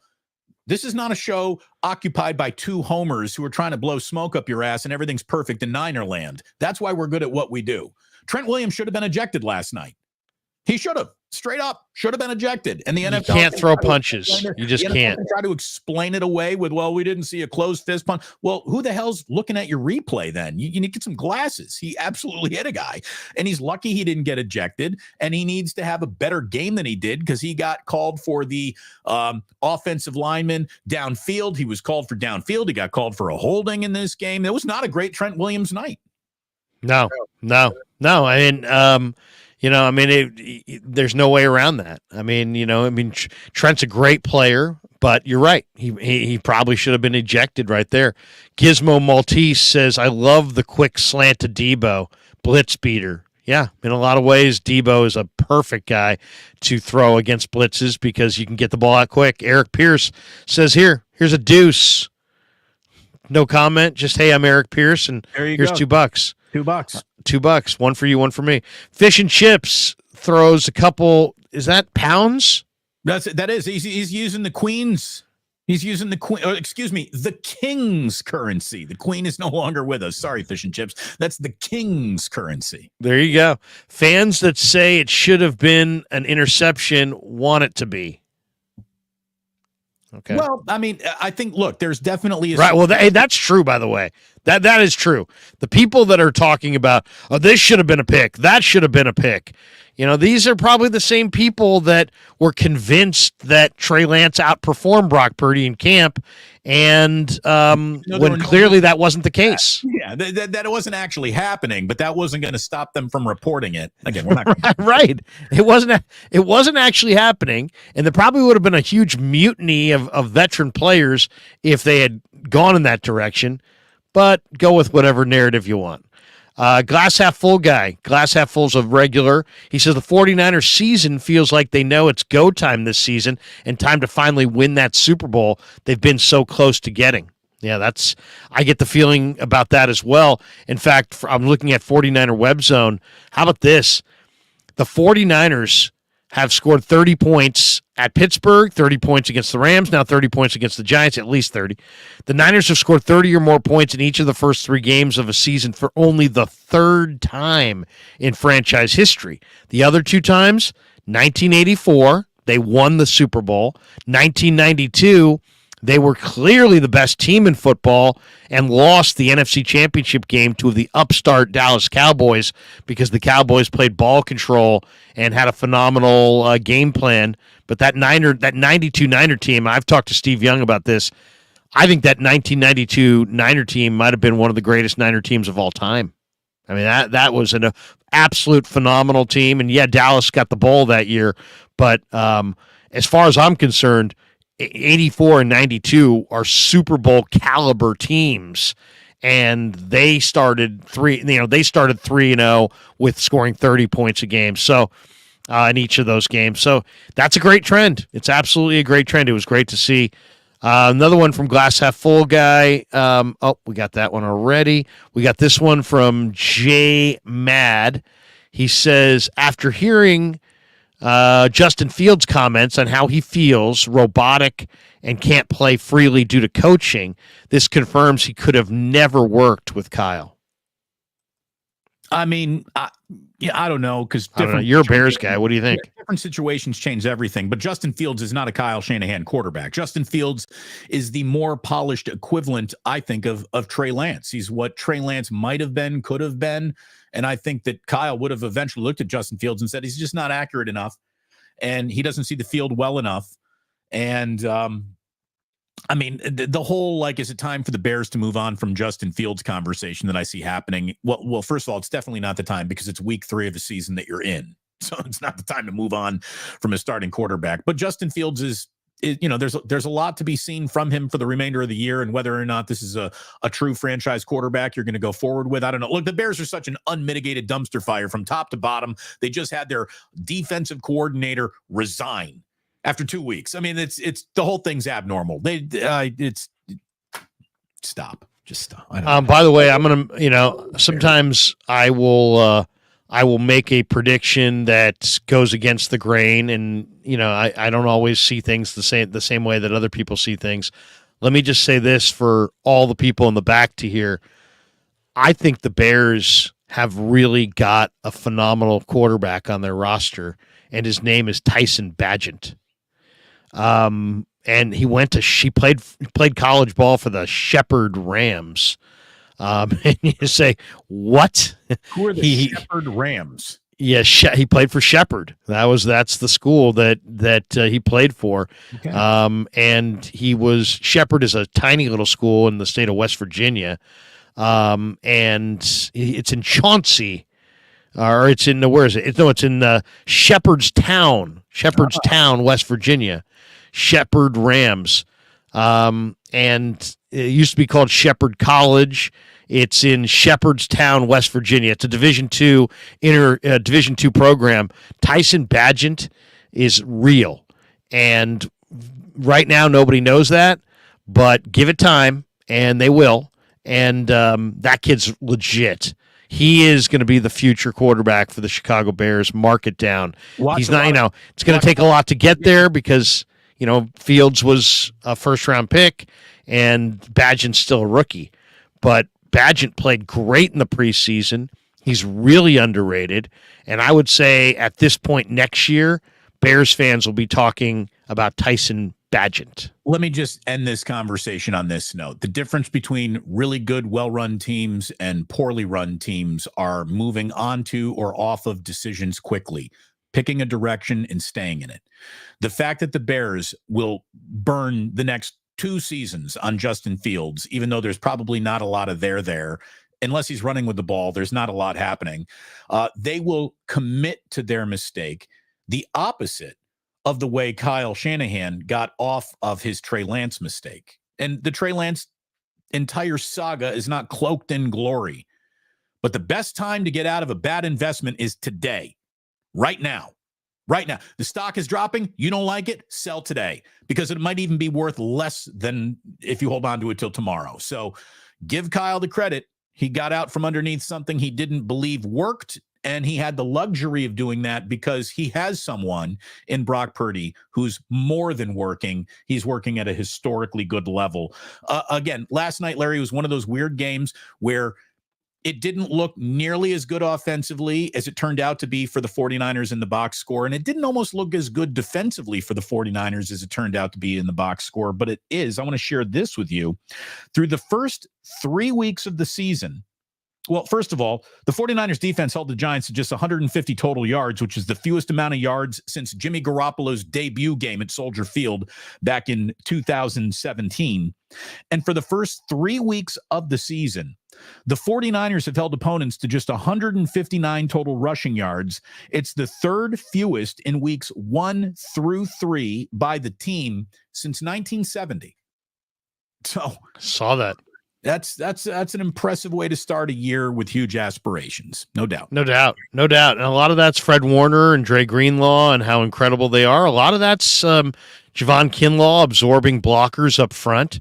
That was I got to be honest, Damon, this was a concern of mine in training camp. I brought it up to Kyle Shanahan at the end of the preseason. I said, Kyle, last 2 preseason games, you guys give up 6 yards a carry.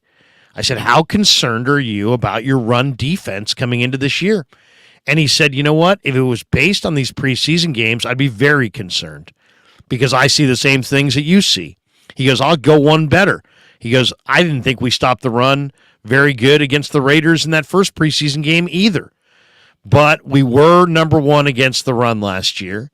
And I do believe that part of that was related to we didn't defend Max Duggan well in the read option in that Charger preseason game.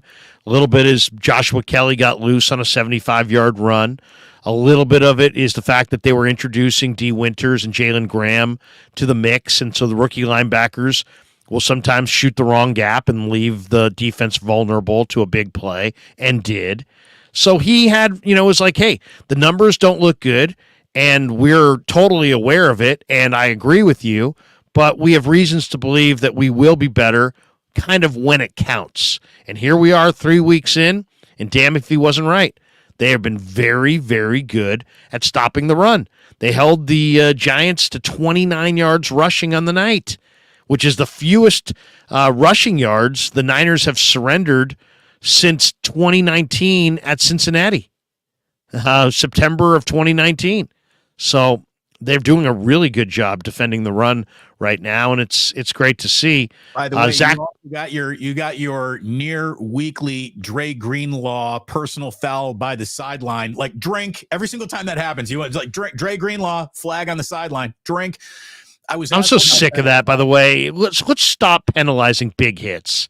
It was a big hit. That's all it was. It was a big hit by a linebacker. He's a freaking linebacker. I mean, my God. I mean, seriously, I talked to Dre in the locker room after the game, and by the way, he rolled the ankle a little bit, but it wasn't swollen. I said, Dre, how's the ankle? He said, it's a low ankle sprain. I should be able to go against Arizona. That's what he said. He goes, it didn't even swell up on me. And then he's standing there in the locker room, and he's like, look, I can jump. And he's like jumping up and down with bare feet with an ankle that he just rolled. And if you watch the highlight of it or the low light, it looked like a pretty good ankle roll, like something you'd see in like an NBA game, but just shows how great these athletes really are, man.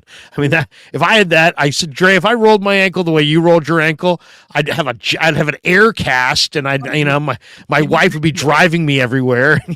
It's like you're jumping up and down and vowing to play 10 days from now in an NFL game, and it's these guys are built a different way. I will say this about Dre Greenlaw, and I bet you Kyle Shanahan feels the same way. Do you want to see him cut back on the edge of roughing penalties, especially around the sideline where he picks up, again, one per week?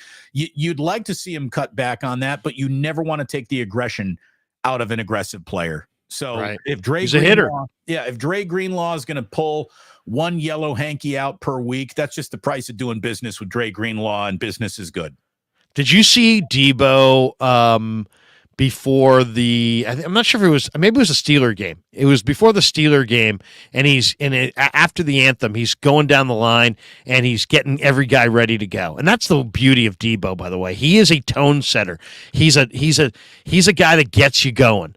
And so he's going down the line. He's banging guys on their shoulder pads. When he gets to Greenlaw, he's like, greatest in the effing world. Greatest in the effing world. He gets to Warner. Greatest in the effing world. And it's like that's how the Niner teammates think about Dre and Fred, that they are the greatest linebackers in the game today. I mean, that's and believe me, these guys do not blow smoke up each other's ass. It's not like, hey, you know what, you're great, you're the greatest. If he wasn't, he wouldn't say it. Well, he wouldn't say it. He'd just go, hey, man, he'd say something else. He wouldn't say greatest in the effing world, because Deebo knows Greenlaw and Warner right now are the greatest linebackers in the world. These guys are a phenomenal duo. And Postman and Capitola's got a good one. We'll get back to Zachary Kelway in a second. But the super chat from the Postman, who's a longtime fan of yours, Damon, and a guy who's been a regular caller to both of our shows through the years. He says, better duo, Patrick Willis, Navarro Bowman, Fred Warner, Dre Greenlaw. Well, what you got right there is almost a mirror image, right? I mean, the best two linebacker tandem that I've seen the 49ers really roll out in any particular season was that Willis. I mean, Patrick Willis was without a doubt for a minute there the best linebacker in all of football. And the only one who might be better is this Navarro Bowman guy that's playing next to him. I mean, that's how it was. Like, Navarro Bowman was like neck and neck with Patrick Willis, and Dre Greenlaw might not be that, but he's close. Fred Warner is the best middle linebacker in football. I would say the way I would grade it is Fred Warner is the best coverage linebacker of the four. Of those four guys, if you're going to have a guy in today's game where you're in the sub package 70% of the time, and it's pass, and pass some more, I'll take Fred. Because Fred can cover guys down the field like a defensive back, because he was kind of a rover hybrid defensive back linebacker at BYU, and he's damn good at it. It's really hard to do everything well. Fred Warner does everything well. But I mean, his coverage ability is off the charts. I love Greenlaw because I love the guy who lives for the violence, and that's what he is. But man, at their apex, I mean, first of all, Patrick Willis, I think, was a top 6 pick in the draft, so he's a blue chipper. And Navarro Bowman would have been a top 5 pick if he had been 6'2" instead of 6 feet. But he's a Penn State linebacker, and we all know the lineage of great Penn State linebackers. You name it, LeVar Arrington, Shane Conlon, you name it. And they've produced so many damn good linebackers. I guess I would go Willis and Bowman, because they were so spectacular, but it's close, man. Well, and here's the thing. One of those guys is in the Hall of Fame. So, I mean, Willis is in, right? Patrick Willis got in? No, he's not. No. Well, he will. How about that? He will be a Hall of Famer. Yeah. Patrick Willis and Navarro Bowman were both all pro, where, Warner and Greenlaw are more in that Pro Bowl caliber, but, to me, it's very comparable. Very comparable players. Let me get 2 more here from Zachary Kelway. He says, thought Larry was crazy to think that Juwan Jennings wouldn't be a Niner next year. Now I agree. Are we thin at receiver considering Deebo isn't a route runner? Deebo's not an elite route runner, but I don't think we're thin at receiver, or I don't think the Niners are thin at receiver. I like Ronnie Bell and Ray McLeod, and even the guys they got behind him. I'm a big Tay Martin fan. He's got good ability. Heck, Willie Snead had a phenomenal training camp, and he's a veteran that's on their practice squad. I think they got a lot of receivers, to be honest. And Tay Martin's a terrific route runner with great hands. So no, and Ray's a jack of all trades return man, but he's a very versatile receiver. I think they're in good hands. The reason I said that Juwan's not coming back, it's not that he's not great or not worthy of coming back. I just think he's so good that somebody's going to pay him at the end of the year. Right. And with Ayuk, yeah, I mean, exactly. Ayuk is going to get paid. And Lynch pretty much said as much when he admitted last week that they're going to roll over a lot of their $40+ million of cap into next year. Well, the number one guy at the top of the list to get paid next year is Brandon Ayuk. They've already extended Deebo, so they just drafted Ronnie Bell. They have Ray. I think Jennings is going to get starter money in the offseason. Especially if he continues to produce in the playoffs. I expect him to. I just think he'll price himself out. But there's no doubt. It wasn't like, Juwan sucks. No, it's Juwan's really good, and you can't pay everybody. And then Zachary Kelway says, McKivitz is our worst starter. Burford is weak, too. I disagree. I think McKivitz is serviceable, and I think Burford's a guy who's going to be a 10-year starter. He's improving. Burford is not weak. Burford is just on the side that comes with the most amount of criticism attached to it. Aaron Banks is a stud, and obviously really good player. Is as established as an offensive lineman can be in this league. I think McKivitz is on the come, by the way, spelled with a Z, not an S at the end there. McKivitz. He's going wine tasting, by the way. I did an interview with him in the locker room, and I'll fully admit I like McKivitz. So maybe I'm a little biased in that regard, but I think Colton on a championship caliber team in an ideal world, Colton McKivitz would be your first offensive lineman off the bench who can play any of the 5 spots. Look, Larry, you don't get A+ everywhere on a football team. It's not allowed. It's the league is built to make sure that you don't have 5 all-stars on your offensive line. And if you want to put 5 all-stars on your offensive line, you better have a quarterback on a rookie deal, and you're not going to have any money for skill position players anywhere else. You can't assemble an everyone is state-of-the-art football team. The league is literally built to not allow that to happen. That's what the cap is there for. So there's no 85 Bears, where, you look around, there's Wilbur Marshall, there's Otis Wilson, there's Mike Singletary, Richard Dent, Steve McMichael, Dan Hampton, Gary Fensick. You can't have just an abundance of riches at every position. You can't be the 92 Niners anymore. You can't be the 92 Cowboys. Look at that, 85 Bears. It's just, dude. Greatest defense of all time. I don't even want to debate it. Wilbur 75 Steelers. Yeah, Wilbur Marshall. What a linebacking core. If you're not old enough to see the 85 Bears and live through it, you don't have an appreciation for it. But just think of it this way. They created a song about going to the Super Bowl that was a hit. And they created it in like week 6 in November. They recorded and they had the Super Bowl anthem in November. Think about that. They recorded a song called the Super Bowl Shuffle before the playoffs ever began.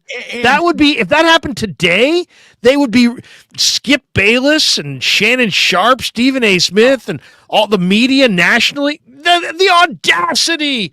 Can you believe the audacity of this team? They've created a song about going to the Super Bowl, months before the playoffs. They talk about putting the cart before the horse. What, people would lose their S if somebody did that today. It would be the end of Raiders of the Lost Ark. You'd have melting faces. It's like Red Auerbach lighting up the victory cigar in the first quarter. And that's funny. They recorded this incredible song Nobody questioned it. They record the song, and then they're like, should we sit on this? And they're like, nah, fuck it. Put it out. Put it out. And it was a top 10 hit in the United States. Right. The people, you can't, it would be impossible to explain to like a 20-year-old kid today what a phenomenon Refrigerator Perry was. Well, you know what it was? It was the combination of schematics and talent. When you have cutting edge schematics and a genius coordinator in Buddy Ryan, who was as good as they got. I mean, let's be honest. Buddy Ryan was synonymous with, he was the Jets defensive coordinator when they pulled off the upset of the Colts in Super Bowl III. He was the defensive coordinator for the Purple People Eaters, well before he ever came to Chicago and Hallis Hall.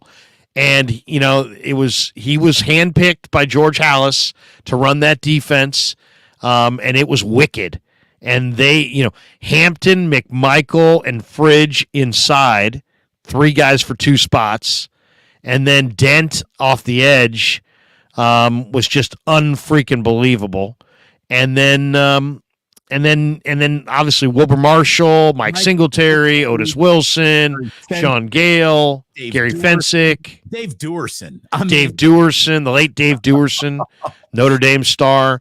Great player. They had Willie Galt on offense and Walter and a damn good offensive line. Bortz and Thayer and Hilgenberg and Big Jimbo Covert. There was a lot there. And then, of course, the crazy one, Jim McMahon, who I played golf with, at Joe Montana's golf tournament in the 90s. And I'll tell you, it was one of the most fun days I've ever had playing golf with Jim McMahon and Jim Kelly.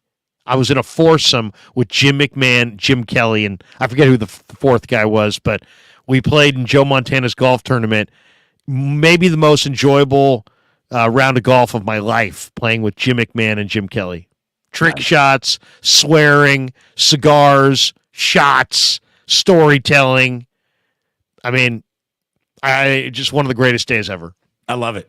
I love when Larry gets excited. I didn't even know that you were a big golfer. Did you still golf very much?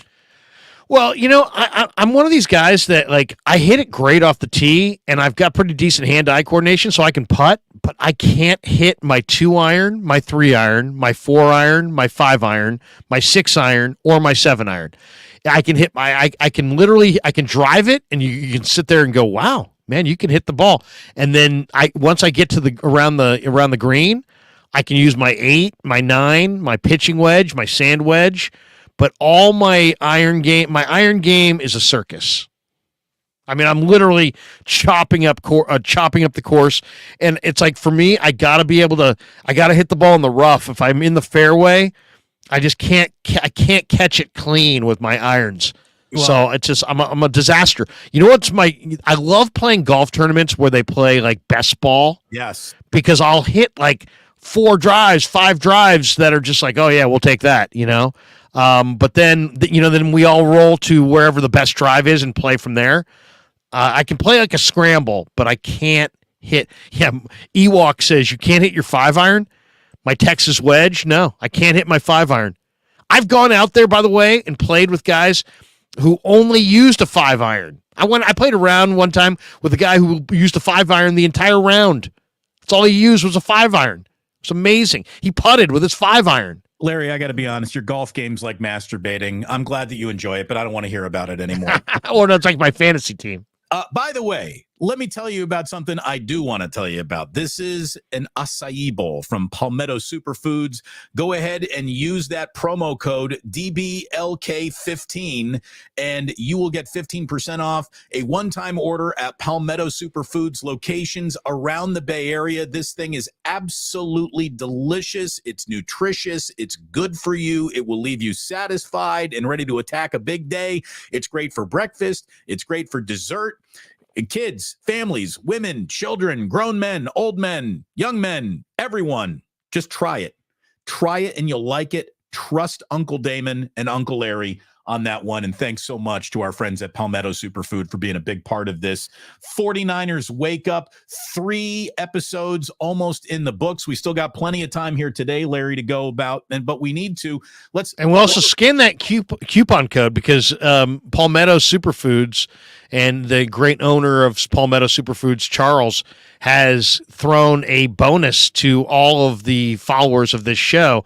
All you got to do is take out your phone and scan that code that we just put on the screen and use the promo code DBLK15 and you'll get 15% off your order at Palmetto Superfoods.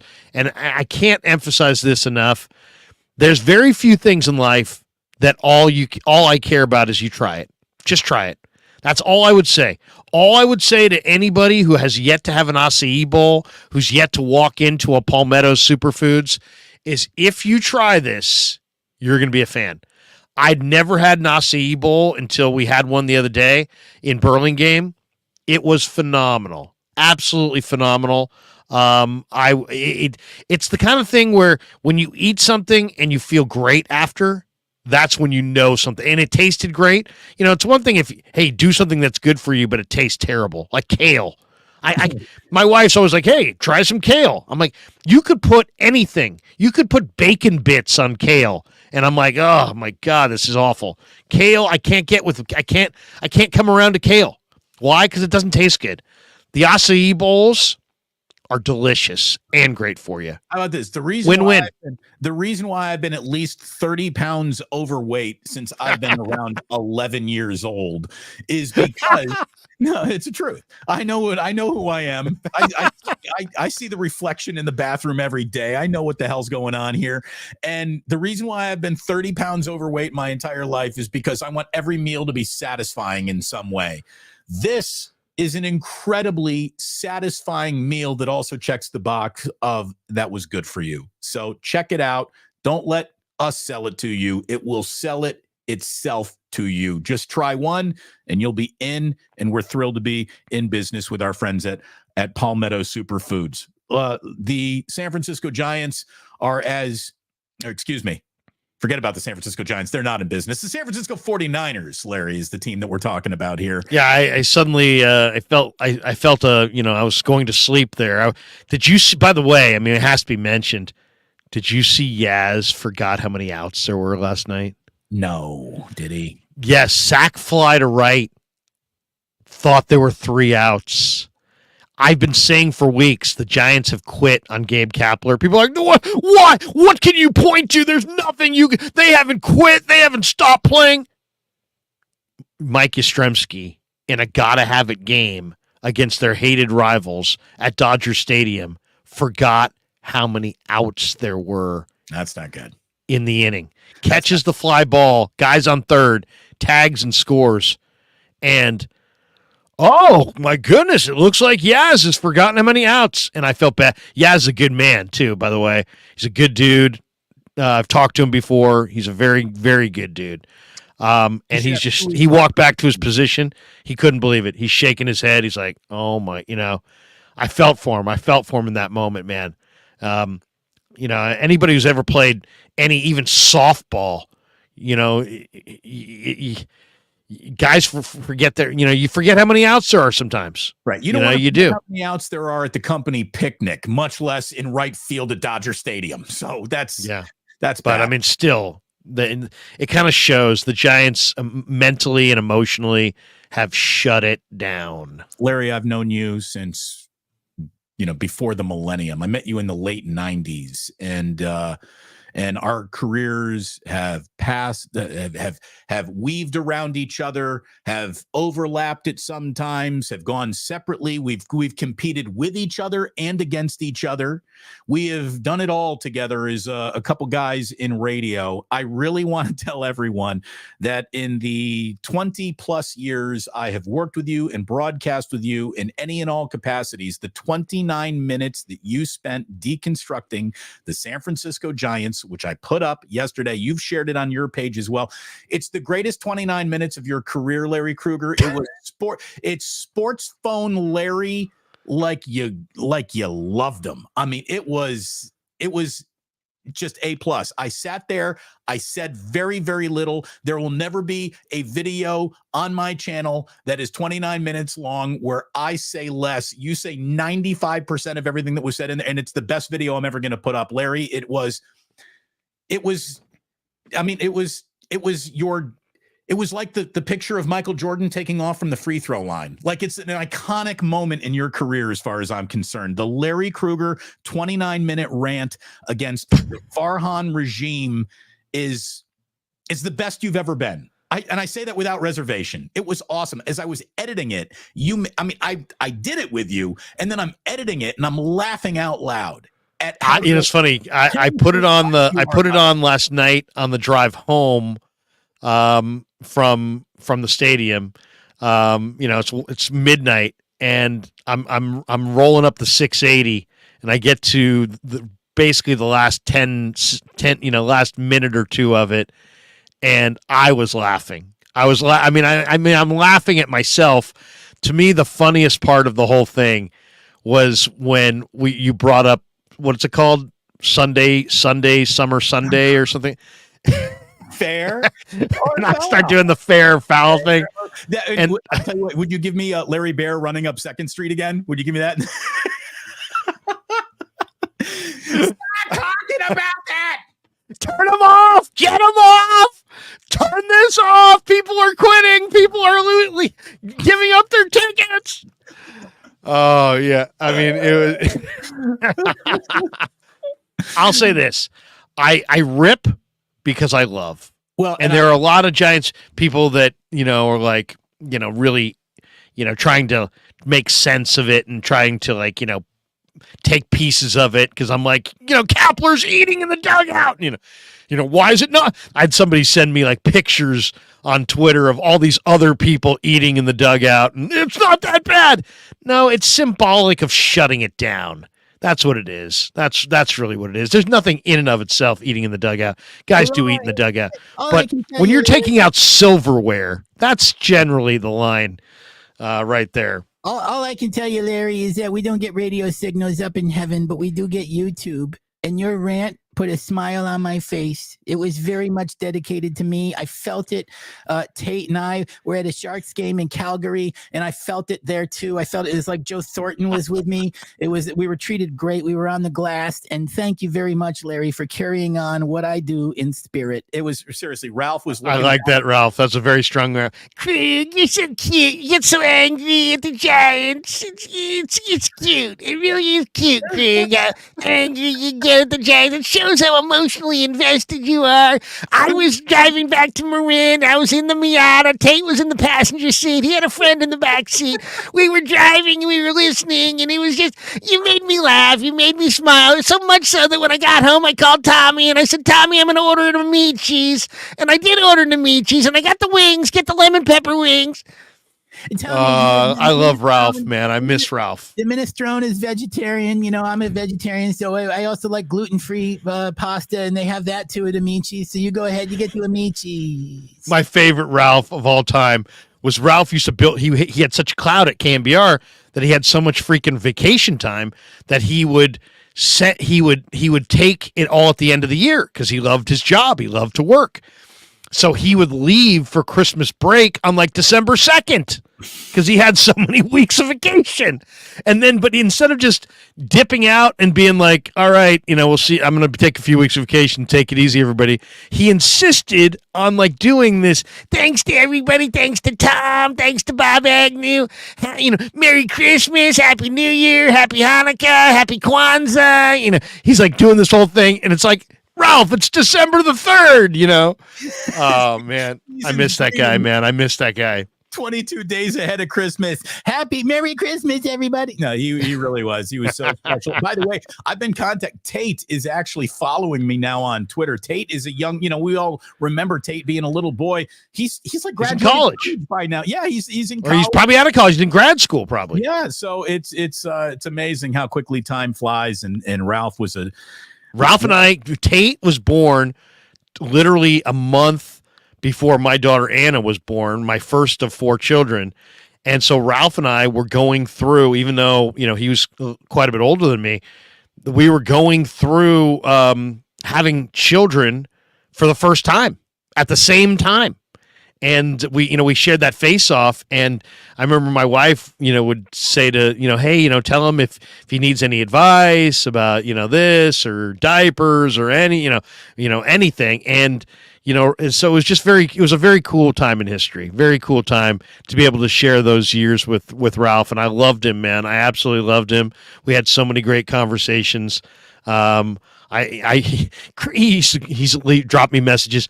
Krug, do you have some guy? I know you wager from time to time. I've heard you talk about it on the show. Is there a way you could get me down on the Sixers tonight? You know what I mean? Like, leave me those kinds of messages. I'm like, yeah, I can. I can get you down on the Sixers tonight. And I said, Ralph, let me tell you, my guy pays. He's like, oh, that's great. That's great. But Ralph, my guy collects. And then he's like, "Oh," I'm like, "You gotta freaking pay. If you win, you will get paid. If you lose, he's gonna want his money. So just know that." And he's like, "But nothing was better. Nothing was better than." Can you imagine if Ralph came back and he was like, "Wait a minute, gambling's legal now?" Oh, I know. Ralph would love it. Nothing was better though when Ralph had gone to Disneyland in like 2003 or 4. And I had a week of vacation, and I just happened to mention that we were going to be going to Disneyland. He goes, "Oh, you're going to Disneyland, Krug? Oh my God, are you just there?" And Ralph is just was very intelligent, and he wouldn't do anything without putting everything he had into it. And so he's like, he goes, I'll leave you a message. I've got all kinds of great ideas of how you guys can explore Disneyland. There's 2 parks. You got to get the hopper, and so and he's like telling me all these things. I never had hardly any voicemails on my work voicemail at CanBR. But I go to it, and he's like, "I left you a voicemail on your voicemail at work." So I go to it, and it's like, "You have 7 messages." All right. Like the first one was some random one, but 6 in a row are Ralph. And it's like, "Krug, it's Ralph. How you doing? You got to go to Toontown. And, the Disney princesses are there. The lines are kind of long, but they're kind of cute. And you know what? I met a girl from Fullerton, and she's a Disney princess. She goes by Aurora. Of course, that's not her real name. That's her Disney princess name. But you got to get her. You got to go look for her and, tell her, mention that Ralph was there. And then you got to get to Toontown. And don't go to the Matterhorn when they open because there's always really long lines." Anyway, so I come into work and I'm like, I told Agnew, the boss at the time, I said, "Ralph left me 6 voicemails about Disneyland." And he's like, "You got to be kidding me. You got to be kidding me." So I start playing them for Agnew. Agnew's like, "This is great shit. I got to tell Sal." He calls down to Tony Salvador, who's like the boss of KMBR at the time, the market manager. He's like, "Kruger just got a 6-bagger from Barbieri about Disneyland. You got to get your ass down here, Sal." Sal's got like a bad hip, and he's walking down the hall. And he sits down. He's like, "Oh, I can't wait to hear this." And he sits down, and it's like, "Yeah, Krug, you got to tune down." He's like, "Oh, yeah." He's like, tune down. Oh, Ralph's a nut. Oh, it was classic. It was a classic KMBR memory. I love it. I love it, man. Great moment. We really did. We got like a couple of the last tickets to Disneyland before the whole thing burnt down. We were there. We saw radio right at the end of its golden age before every single corporation came in and basically ruined everything, and got rid of talented broadcasters like, I don't know, maybe the 2 guys on this show right now. Welcome to this show right now. Damon Bruce, Larry Kruger. It's 49ers Wake Up. It's not just KNBR Memory Lane with Ralph Barbieri impressions, although we could probably do a tremendous amount of business around that show as well. We're here talking about the fact that the 49ers are off to a perfect start to the year, 3-0, with the Arizona Cardinals coming up in 10 days from now, which gives Kyle an awful lot of time to prepare. I know that we were even asked during a post-game show that we were on last night for a minute together, Larry, about, well, what do you think about the Dallas Cowboys? Don't think about the Dallas Cowboys. That's a game away. Focus on the Arizona Cardinals. The Arizona Cardinals, even as they're trying to lose every game to tank for Caleb Williams, always have more for the Niners than the Niners are expecting. The Cardinals always rise to play the Niners. So looking past them is a great way to turn what should be a winnable game into a trap game. And I just think that this team has proven how focused it is early on in the year. They're on a mission. You can feel it. And I like them to handle their business. And then the week after that, yeah, it is a NFC title game level of preview when you think about the fact the Dallas Cowboys are going to be coming to town, but they're going to be coming to town without Trayvon Diggs, who at practice in Dallas yesterday suffered a torn ACL. He's done for the year, so situations change quickly in this league. The Cardinals, by the way, I did watch their game last week, trying to prepare for this Giants Thursday nighter. And Joshua Dobbs in the first half played really, really well. And then when they brought the house with the blitz, he kind of folded in the second half. But they still have James Conner. James Conner ran for almost 5 yards a carry, ran for over 100 yards against that New York Giants defense. They have the Stanford rookie wide receiver Michael Wilson. They still have Marquise Hollywood Brown. They've got 2 really good tight ends in Zach Ertz and Trey McBride. They've got a burning fast slot receiver in Rondale Moore. The Cardinals are not without talent. They got a phenomenal rookie corner named Keitrell Clark, who played at Louisville, who's real.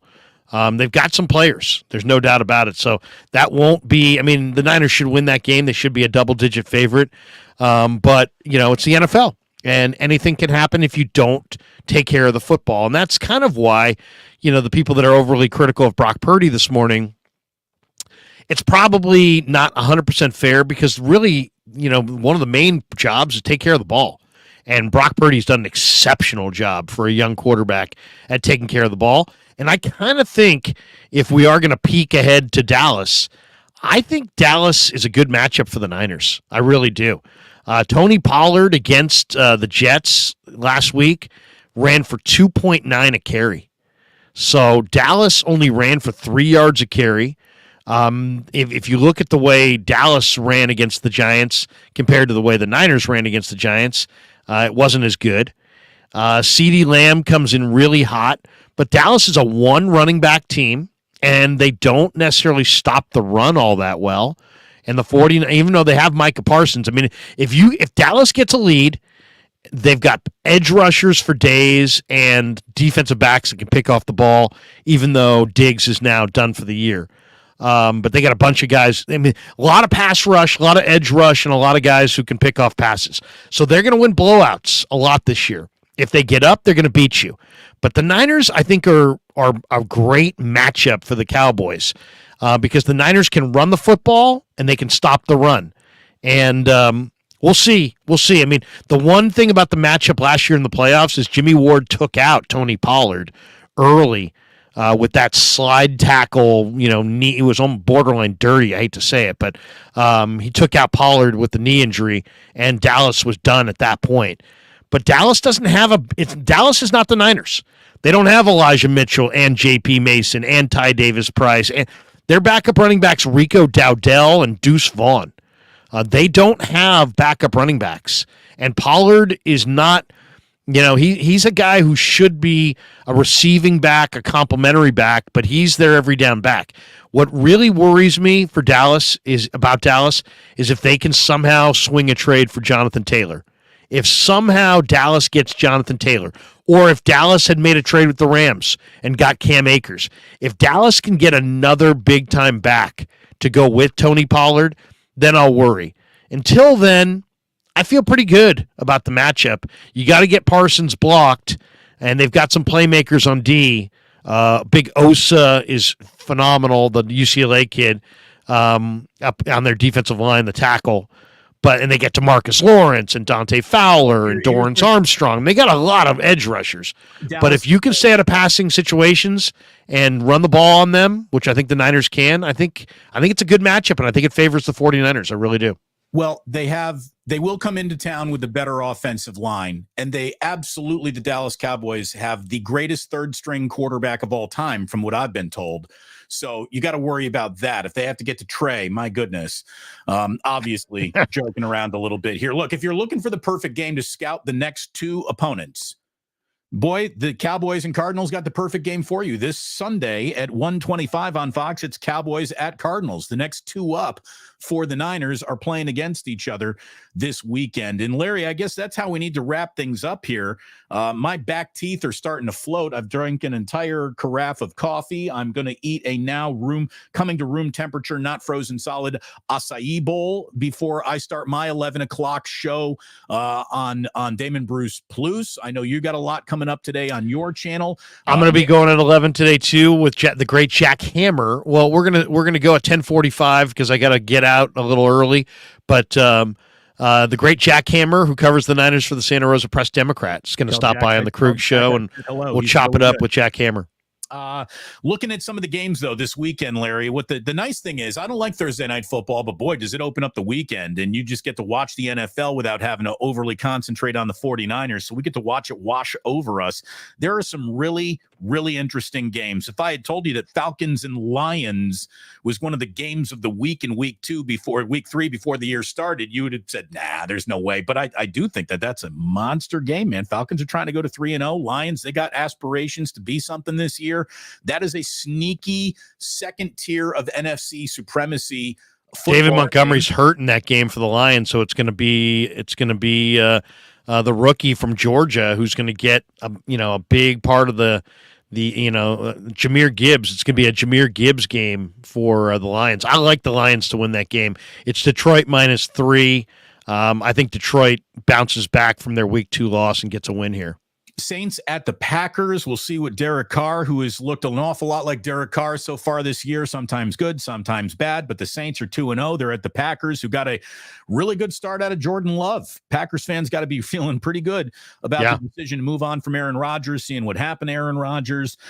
Broncos Dolphins, that's 2-0 versus 0-2. That's getting interesting only because the pressure is on Sean Payton. Yeah, Sean Payton's got, he talked a big game about Hackett and how he was going to be better. They're 0-2. And not only that, they're 0-2, losing both of their games at home. And now they got to go into South Florida against the 2-0 Dolphins. Sunday around midday Pacific, Sean Payton could be in a world of hurt. I think the Dolphins win that game. They're a 6.5-point favorite. I think Dolphins go to 3-0. I think the Broncos go to 0-3, and I think things are going to get bad in Denver. Peyton's going to start blaming Russell. Russell, there's going to be a lot of people that are very frustrated there in Denver. They've got weapons. They've got some good defensive players, but they're going to fall to 0-3. It is the who doesn't want to be 0-3 bowl happening in Minnesota. Vikings and Chargers, both teams are 0-2, so someone's got to come out of that a winner, and the team that comes out of that the loser, I don't want to say your season is over, but your chances of being a playoff team have been reduced to a single-digit percentage for sure. Bills and Commanders, sneaky, better than expected game when you saw the schedule come out. Let's not even talk about Texans Jaguars. There's really nothing to say there. When you get to the evening, that's when things I think get really interesting. I think the Chiefs are going to smoke the Bears. Cowboys, Cardinals, again, it's a look ahead game for Niners fans to keep an eye on. You have Steelers and Raiders.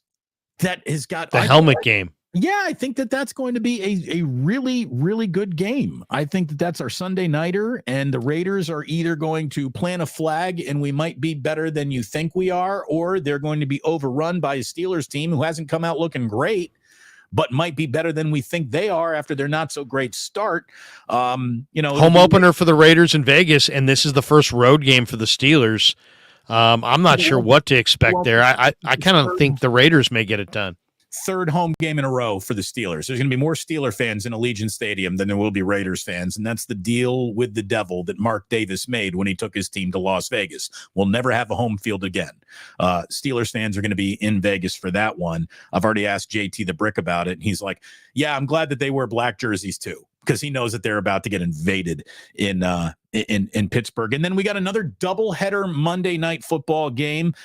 Eagles Buccaneers, battle of 2-0 versus 2-0. By the way, instead of starting those games at 4:15, they should start at 3:15 our times. They should get those going. I thought I'd love a couple of Monday night football games. I don't. I like being able to concentrate on just one game, but we got a double shot of Monday night football. Eagles Buccaneers, the early game, followed by Rams at the Bengals. And if we really boiled down to where are you in your year as to measured against what your preseason expectations were, there might be no more desperate football team in the NFL than the 0-2 Cincinnati Bengals at home against the Rams. If the Bengals fall to 0-3, you can basically say au revoir, Bengal, before the year even begins, and they're supposed to go to the Super Bowl, for goodness sakes. I know that's going. Both those games are going to be damn good on Monday night. I mean, the Eagles are 2-0, but they haven't really looked good. Tampa, I think, is maybe one of the most surprising 2-0 teams. Mike Evans has gotten off to an incredible start, and Baker Mayfield has as well. So you know, as I said, I've said many times, it's tough to play in the state of Florida in September. I mean, it's just very humid. It's very difficult. It's always advantage to the home team there. But that one's going to be really interesting. And then Bengals, Rams. I mean, this is McVay against Zach Taylor, his former OC. And the Bengals are 0-2. And I think they're going to go to 0-3. Bengals are a field goal favorite, but I think the Rams are real. And a lot of people saying, oh, the Niners didn't do anything by beating the Rams in week 2. Watch what the Rams do. I think the Rams are real, and I don't think they're awesome or a Super Bowl contender. I think they're thin, but they're going to give teams a huge run every single week, at least until their injuries start to mount. And I like the Rams to win on the road there. Well, and look, I'm looking forward to seeing the second or the third game out of Puka Nacua, for goodness sakes. This guy's already got 25 catches on the year. Unstoppable. He looks like a Samoan Cooper Kupp. So it's an interesting weekend, and the 49ers have already kicked it off with a win, taking care of their business on Thursday night, and what that game might have lacked in aesthetically pleasing football, it makes up for after the fact in the stats that came out of that game. Again, it didn't look like the Niners had a really good offensive game until you peek at the box score. And it didn't look like a dominant night for the Niners defensively until you peek at the box score. And then you realize that game went a lot better for the 49ers than it looked in real time. Offensively, again, they're 30 points once again, setting a franchise record for consecutive games being at 30 points or more going back to last season. The 49ers defense held the Giants to only 150 total yards, marking the fewest amount of yards allowed in a single game by the 49ers since Jimmy Garoppolo's debut in Soldier Field back in December of 2017, pardon me. So this is just an awesome start. And there was enough hand wringing over how close that Rams game might have been that, people have convinced themselves that this isn't a really good. The 49ers should be the number one team in the NFL on every single team's power ranking come Monday morning. That's how good of a start this is. They look like the Super Bowl favorites, and we really haven't even seen them get rolling yet. And that, to me, is sort of what you were talking about last week when, you made the point, Larry. I thought it was a great point when you said, we're obsessed with ceilings. Concentrate on the floor. And I know that you were bringing up Brock Purdy specifically when we were having this conversation, but we're so obsessed with what you might be. Forget about that for a minute. Let's look at what you actually are when things aren't going great. The 49ers are a badass football team when things aren't going great. I wouldn't say things went great for them last night, and they had a great win. When it's all said and done, when it comes out in the wash, when you can see it from 35,000 feet in the air and take a look at the whole thing and the conditions of Ayuk not playing and the Giants being desperate and all, you bake everything into the pie. This is a really good 3-0 start. It's the best 3-0 start of any 3-0 start Kyle Shanahan has had. I think they're off to a great start with no injuries to really speak of. And I want to show you one. I want to show you one picture here. I'm going to share the screen. This is just a still. It's not a video, just a still. And what this is going to illustrate is kind of the greatness of Purdy. This is a Dave Lombardi tweet, and he's pointing out here that this is the touchdown throw to Ronnie Bell, and you can see Bell in the top right corner, he's not even out of his break, and Purdy's got two blitzers in his lap, and he threw that with anticipation to the pylon, and it was a dime. He just drops it right on Ronnie Bell. But it would be normally it'd be an incredible throw anyway, because you're still talking about, a 15-yard throw, a little bit more because it was in the end zone. So let's say 16, 17-yard throw.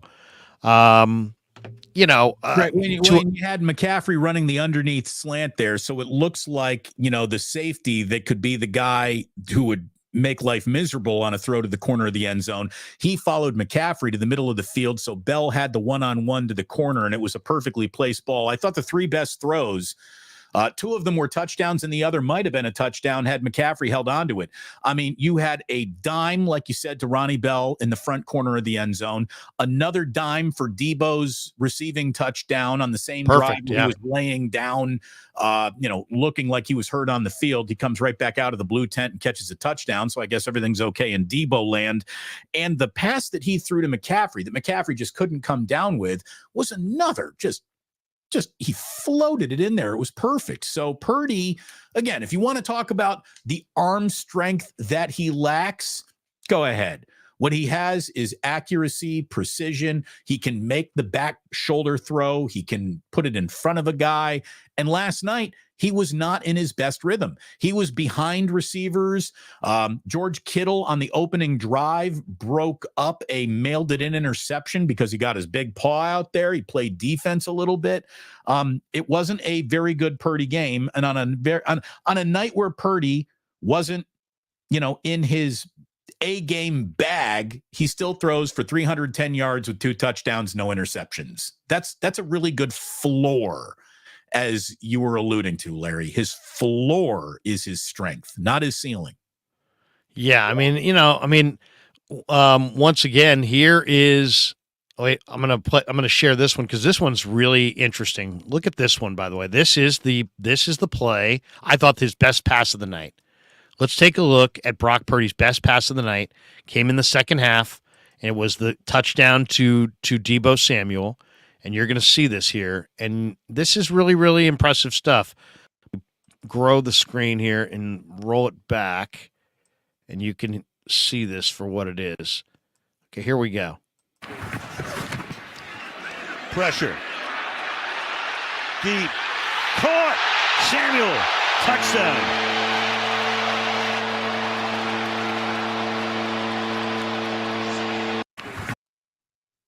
Really can't be thrown any better than the way he threw it there. I mean, that was just an absolute perfect pass right there. Easy. I mean, made it look easy. And he's done this a few times. So, yeah, I mean, he definitely didn't start fast, but the second half, I mean, if we've threw out a bunch of different stats, a bunch of different points in this live stream, and we've gone through this a bunch of different ways. But to me, the one thing that really stands out is Brock Purdy in the second half was 11 of 14 for 153 yards and a touchdown. On 11 of 14. He's getting blitzed at a near NFL record level of aggressive blitzing. He got blitzed almost on 85% of the passes that he threw last night. The number is rarely seen in football that a quarterback would be under that much pressure and duress, and Purdy was at his best against some of those blitzing moments by Wink Martindale and the Giants defense. To me, though, the stat of the night, which was shared by our pal John Dickinson during your postgame show last night, of the 310 passing yards, 215 were yards after catch by 49ers skilled position players. This is Deebo, McCaffrey, and Kittle, really doing everything that Kyle Shanahan envisions when he's putting up.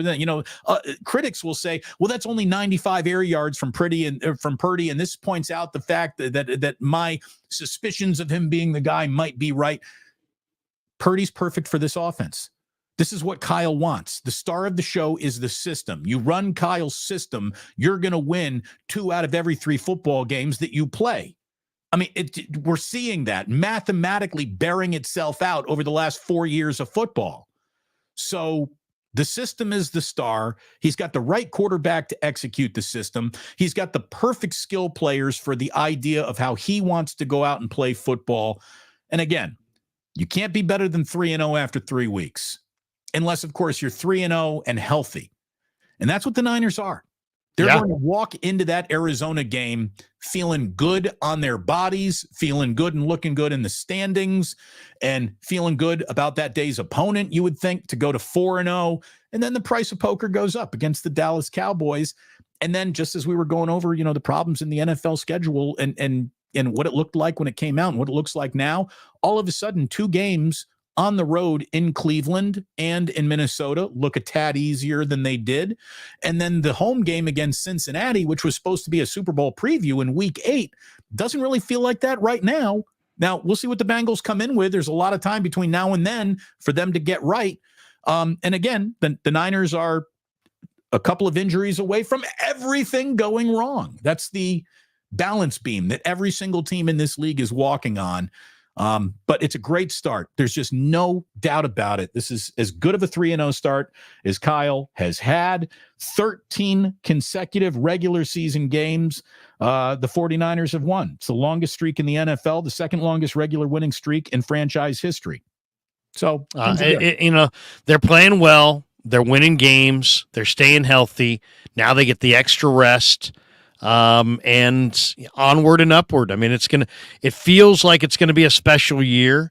You got to play them one at a time. That's just the way it goes. But it feels like it's going to be a unique year. And if you're around the team this summer, there's been this like extra resolve to get it done, to win that championship, to get that 6th Lombardi. And they're on track. They're on track for it. So you got to feel good.